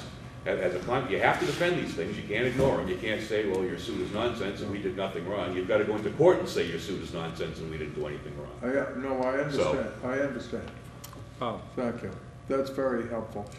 Do we go out for bids on this? I'm not saying we should or anything. Glad you asked. We currently have an RFP that has been submitted to the Board of Selectmen to be vetted, and I believe that will be put out on the 29th of January. just further on that, do you have any historic information on what our legal costs have been going back, say, 5 years? I don't have it on here, but you're looking from portions of 450,000, 400, got lucky one year, 375, back up into the 400s and such. So we are at probably a little less than half of where the majority has been spent. That's right. I remember the 400 ones and being appalled. So. Well, I think the issue there was if you go back and look at those contracts, and I'm not going to sit here and speak poorly of my brethren, I will say that the town negotiated contracts with the providers that had so many exclusions, had so many things that were not covered under the contract, that we were driven to go hire other lawyers. The representation involved a whole panoply of different attorneys handling this, that, and the other thing. And that's when things get expensive. Now, speaking as an attorney, This was brought up, I think, the other night in our meeting. Why do we need separate labor counsel? Labor is an absolute specialty. The negotiation of labor contracts in particular is a specialty. I might be able to get in there as an environmental lawyer and not entirely screw up a case where some employee said they slipped and fell on a non-existent water in the hallway kind of thing. I think any lawyer could probably do somewhat of a creditable job there. But when you're talking negotiation of the contracts, I wouldn't even attempt that. That is way outside of anything I know. You've got to hire the specialist. So that came up as a question, and why isn't this being provided under sort of the general municipal council sort of thing? If you stand back and look at the town as a corporation, which it is, we're an incorporated entity, I think the role of town council can best be described as sort of corporate counsel. They're there, they can handle most of it, if not all of it. And if you're lucky, you don't get yourselves into situations where you have to do more than bring in an outside labor counsel. There still may be a few anticipated things that come up where you need somebody who has a special skill set beyond your typical general municipal counsel. But I think over the past few years, it's been whittled down, those types of lawsuits. That type of thinking, I think, in the administration has gotten a lot better, that we have to go out and hire Joe Crow hotshot specialists for every last little thing. That's expensive. That's when you start seeing your $500,000 legal fees. That's when you look into the contracts and you say, hey, wait a minute, what are we really getting for the money we're paying here? So, Derek, when we're sued, do we have a track record of getting our lawyers' fees and our court costs if we win? no. This isn't England. That'd be nice. So in other words, you can sue, we have to spend money, and there's no redress. There isn't. There are very few laws in this state and in the country generally where the prevailing party gets their legal fees. For example, if you sue somebody over a commercial transaction and you can get it into the Massachusetts Consumer Protection Act purview, you can get your lawyer's fees sometimes, and if you're really lucky, you can get triple damages. There are no provisions, particularly in just general litigation, where the prevailing party gets their legal fees. It is rare. These are exceptions that are carved out by individual statutes, and to be honest with you, that's way above our pay grade to try to influence. So you're talking, national policy, really. You're talking the American Bar Association. You're talking Congress. You're talking the state legislature. You can always ask for it, but you're not going to get it. The laws are written by Doesn't it have to be a suit that has no basis whatsoever or something? Okay. There are provisions in the Massachusetts Rules of Court for frivolous suit. Yeah, that's the word. I have Never seen more than enough frivolous suits in my life. I have asked for a frivolous suit findings from the court, which is within the purview of the court, and you get slapped down every single time. The judges are really loath to go there. It's a cultural thing. It's, people have been complaining about frivolous suits for decades, and they've been filed for decades, and the lack of sanction has been going on for decades. So it's a high hurdle. I ain't never won one. I probably known about 3 people who have. So you've got less chance of prevailing on a frivolous claim suit than you do of using a lack of mental capacity case in a murder trial and getting away with it. So, nice thought. It's worth writing that paragraph and your complaint, and that's as far as you get. We have with the insurance company that covers us for liability, we have what exposure? I believe we're up to $1 million on that with the $5,000 deductible on there. Yeah, so up to $1 million in a claim against the town. The town has a liability of $5,000, which is I think what you're asking. One case, right? Each individual case. Each individual. Is there a cap on it, total cap? For next year you're going to go up big time on there. Just the way. No, he's talking about a total cap in terms of what they can pay out. No, if we get sued 500 times and the 500 plaintiffs win $1 million, they're on the hook. We'll realize it real quick when our rates start. Yeah, when our premiums also go up to $500 million, then you'll understand why. But it's a per events policy. Second. Any other questions on the legal? Let's move to general services then. General services. The main thing for general services is printing and mailing, and especially mailing. It's just, go upstairs, take a look at. Look, approximately every 3.5 months, our postage is running $10,000. The amount of mail that runs through this building is massive. You also have to remember when we send out our real estate and our excise bills and such, we have to mail those out. I believe when Mary Ann's office has to send out mass mailings as well for everybody that's a registered voter and such, we need to pay for that. We have to pay for it like anybody else using the mail system. The two major machines that we have, actually it's 3 altogether, but our mail machine, the copier in the printing mailing room, which is a great one, although I was cursing it the other night because it got jammed when I was trying to get to the meeting and have proper papers for it. Those are the bulk of our costs in there. We also do some of the advertising out of there for general services and such. If I were to be blunt, this is one where we've cut it back so much from where it was before, and the costs have gone up that $62,500. It isn't enough. The first, this year, on July 5th, we did our first $10,000, pulled that into the account. So what's that telling you?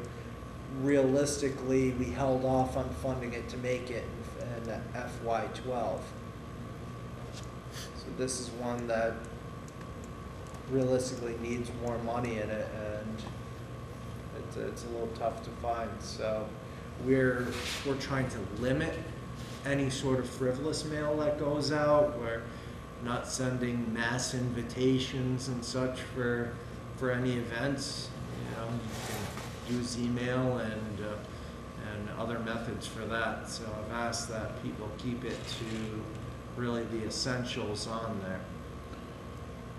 Do we ever do periodical or third-class mail? We use, when you're saying that, David. Well, sometimes there's printed material that you have, like, let's say it's the census. Does it have to go first class? Or because it's printed material, it could go at a lesser rate?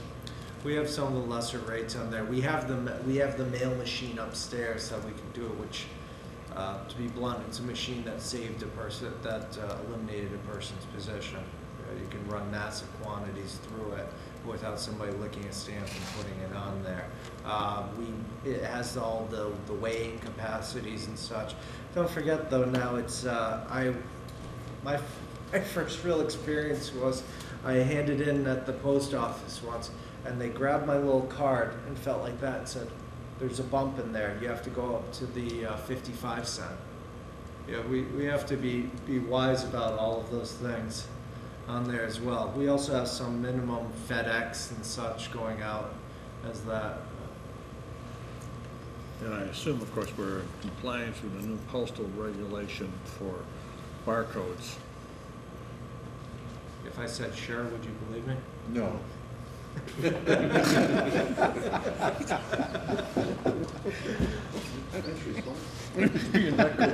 Sure, whatever you say. Okay, we'll pass on that question then. Any other questions? You also have to be careful on the class of mail. Some of it we take as, of course, it's deliverable. Third class is not always deliverable. And you gotta be real careful. And they don't even have to notify you that they haven't delivered it. Well, they're throwing zip code away. And they've gone to a CRID. After working, trying to get it into my system, I call it a CRUD, but we would just say it's a CRID. And from there you get another, that identifies you as a entity. Yes. And then from there, you go in and you get a extension of your current zip code with routing. And so currently when you drop something in the mail and it goes through there's a bar reader that looks at your zip and it prints it right out on the envelope. There's a barcode. Under this system, you end up with a barcode printed even on your third-class mailing. And it bypasses that machine. It goes directly into the system where the automatic reader takes it and distributes it because it doesn't have to stop to have the imprint. I understand that. So Right. that was just- The organization I ran used to somewhere in the vicinity of 20 million pieces of mail a year. Right, and so, but I'm just saying you gotta be very, very careful with anything under periodical rates, because they don't have to tell you they didn't deliver it. Most of our mail, I would suspect, all right, needs to go first class.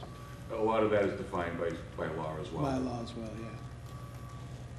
So, you know, I'll send you postage first is a class problem, postage is a problem. When you get it 2 weeks Postage later is than a- everybody else, postage you'll is a understand. problem. I don't think we even know what the postal rates are gonna be going forward too, that's a little bit problem. Other purchase services, is that your copiers and stuff, or what is it? The other purchase services is when we have the real estate bills going out and such, that hits that line on there because we hire other companies to send out the bills and to put them all together and such. However, we actually pay the postage on there. Otherwise, they would hit you with a little extra on there to pad. So it's a minor savings, but it's a savings that's simple for us to do. So they do the collation for you and stuff and envelope stuff, okay. Pretty good. Any other questions on general services? No, sir. Can we move on to the town accountant? Yeah, the town accountant apologizes. She is unable to make it today. I don't think I'm giving out too much information. Fortunately, her son has a chicken pox. So my piece of advice was to please go home, don't come back, and put soccer.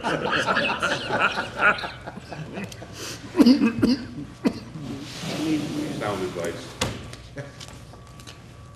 Thank you. If you look at there's two things that have happened during this. There's actually the organizational chart on the front page. I'm going to have you put an X across the assistant town accountant. As part of what will be proposed to the Board of Selectmen as a restructuring of the finance department, we will not fund the assistant town accountant position going into 2014. So you'll see a large reduction in the salary line. I like the way you induce the assistant town accountant to apply for the job of town accountant. I think it would, there will be no, as of FY'14, no other job to go back to. And Sounds like a fly or die. there's, It's not like, you actually, it's, from given the way this week is run, she did earlier in the week give me the revenue expenditures for November. I just haven't had the time to put the memo together for it. They've started the reconciliations, cash reconciliations that reconcile with the Treasury, and that's through September. Something, as I've said before, has not been done till the next fiscal year. So this, that's within roughly a month of getting the tax rate set, which I can tell you was a massive effort. So I'm very happy with the way that that department is running right now, and I think we do have somebody in there that can, with the organizational change I'm proposing, can get the job done. The other part of that, in there, you'll see an increase in the other professional line. And speaking with the DOR as well, we would have a two-person accounting department. And when it comes to the tax rate setting time, that's going to be a little light. The proposal is to bring in an outside person like we did this year, whether it's a town accountant from another side or such, to help with setting the tax rate. It worked well. We would not have been able to finish it with getting the tax rate set without that help, and I would say that's going to need to be done for maybe the next 2 years at least, till we've got the whole department working in that capacity on there. We have the other employee in there for a long time has been used as just processing payroll and such, and now it's been to really make that position a lot more in there than just a payroll processing, someone that can do more of the work, which is also what's going to help with the reorganization as well.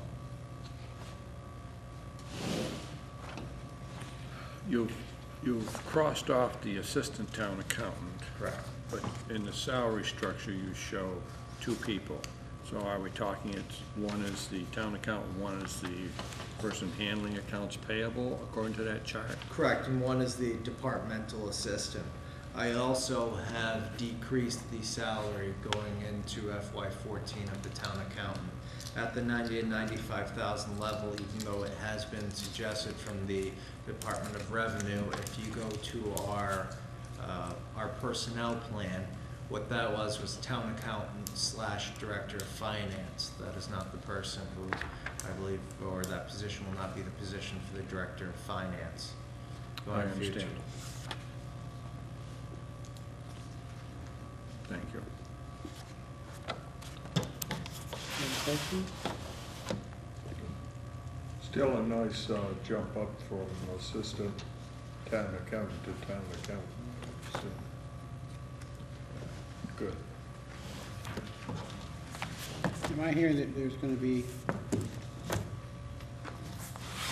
a reorganization? You are. I think I've heard it several times, several departments as we've gone through. I believe there's a charter requirement that says that has to be approved by town meeting after going through the selectmen. You are correct. That also assume, based on that, it will be on the, it will be an article on the spring warrant. You're correct. Okay. And I believe I would like to do that in the special as well, so that maybe we can incorporate that in this fiscal year. I would be most appreciative, we have a meeting on the 30th, you'll probably have the financials then. If you're able to attend the FinCom meeting, that would be excellent. One of the things I would ask you is to explain to us why you're proposing the special. Just so we have clear in our minds why it will all be handled in the same town meeting. Okay? Obviously, there must be some legal reasons, et cetera. I don't want to delay this meeting by that discussion, because we don't have enough members here. But just if anybody's watching this, so that people understand, the annual town meeting is for the next fiscal year. The special is for the current fiscal year. So if I were to, and I'm going to explain it to the finance committee at the meeting gladly, but just to get it out there. If I need to do year-end transfers, and we did it in the annual town meeting, that's not the proper place. Theoretically, those transfers wouldn't take place until fiscal 14. Yes, no, okay. Yeah, one is But also forward-looking, you're- one is retrospective. I also get the impression that like this, you want it immediate versus being going forward, so. Correct.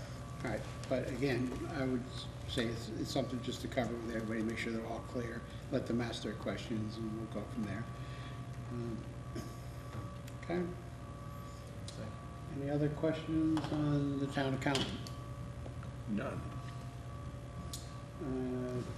No. Okay, in general, that pretty much ends the schedule. Did you want to say anything? No, sir. Yes. Fidel? You knew that would I knew happen. that was Other than well organized, and thank you. I had nothing to say, but let me interrupt you. The tone of the presentations has changed from previous years.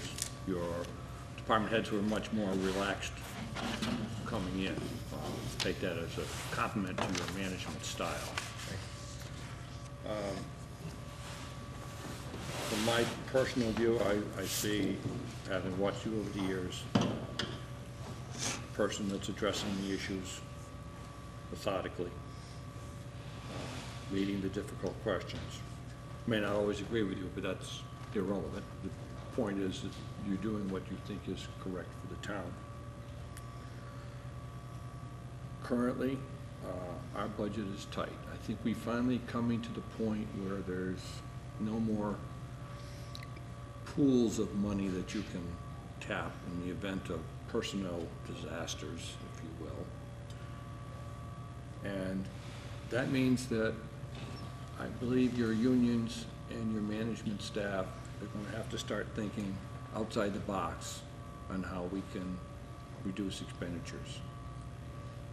Such things as how many dispatches, setups do we need here in the town, et cetera. I'd like to see you eventually put in a part-time personnel and a part-time purchasing manager. I think we've saved so much money by not having them that we can't afford not to have them, if you will. Overall, I've liked your budget presentation and my compliments to you. Thank you. I'm done. Either of you gentlemen? I thought I didn't get to see as much of yesterday's presentations as I would have liked, but from the time I did spend here yesterday and then again today, I thought the department heads were prepared to discuss the items in the budget. I thought they did a reasonable job of, I don't want to say defending the budget, but at least explaining it. I think it was a very well organized presentation, and I think it was very professionally handled. I'm glad that people were able to ask questions and to answer questions. There were sometimes difficult questions, but it was not contentious. And I appreciate the tone that everybody brought here. It's not going to be fun, and really, I think a lot of the hard work has yet to take place, and a lot of the difficult decisions have yet to take place. But so long as we're honest about the situation we're in, and so long as we try to work together and avoid, a fragmented approach to these problems, I'm hopeful that we can come to some solutions. Painful ones, but at least solutions. So I appreciate your leadership in that regard, and I look forward to hearing more from you at both the selectmen's meetings and the town meeting. Thank you. I made comments yesterday, so I don't have to go back over that. I think what's happened is we put a first piece of the puzzle, as we call it, in place where the department heads hopefully will start to interact together more frequently, discussing their own issues internally to see where they might have synergies they can help each other out, which I think is going to be necessary going forward long term. David mentioned the idea of the dispatches. I know I've made comments before about regionalization, which is difficult for people to give up certain controls of departments and things. And regionalization to me means working with 2 or 3, 4 of the towns as well, not just the departments. The first step is for our different departments to look at places like that, but the long-term goal, I think, is for us as a key corner where we're located in the state, and what we have available to hopefully get 3, 4, 5, 6 communities to work as one for a lot of these areas where we can actually save money, we can do things more efficiently as a one entity with 6 members all contributing. Thank you. Gee, I get to go last because I'm the chair. Oh, you had some comments? Chairman of what, the meeting that's not taking place? Yeah, the meeting that's not taking place. These were excellent meetings, and I think the reason why we all feel they were excellent was the dramatic change in the department heads. They were very comfortable this year with what they had to say, how they presented it. They were comfortable with the people they presented it to, and most importantly, they were very comfortable in saying it in front of the town administrator. It dramatically changed the entire situation.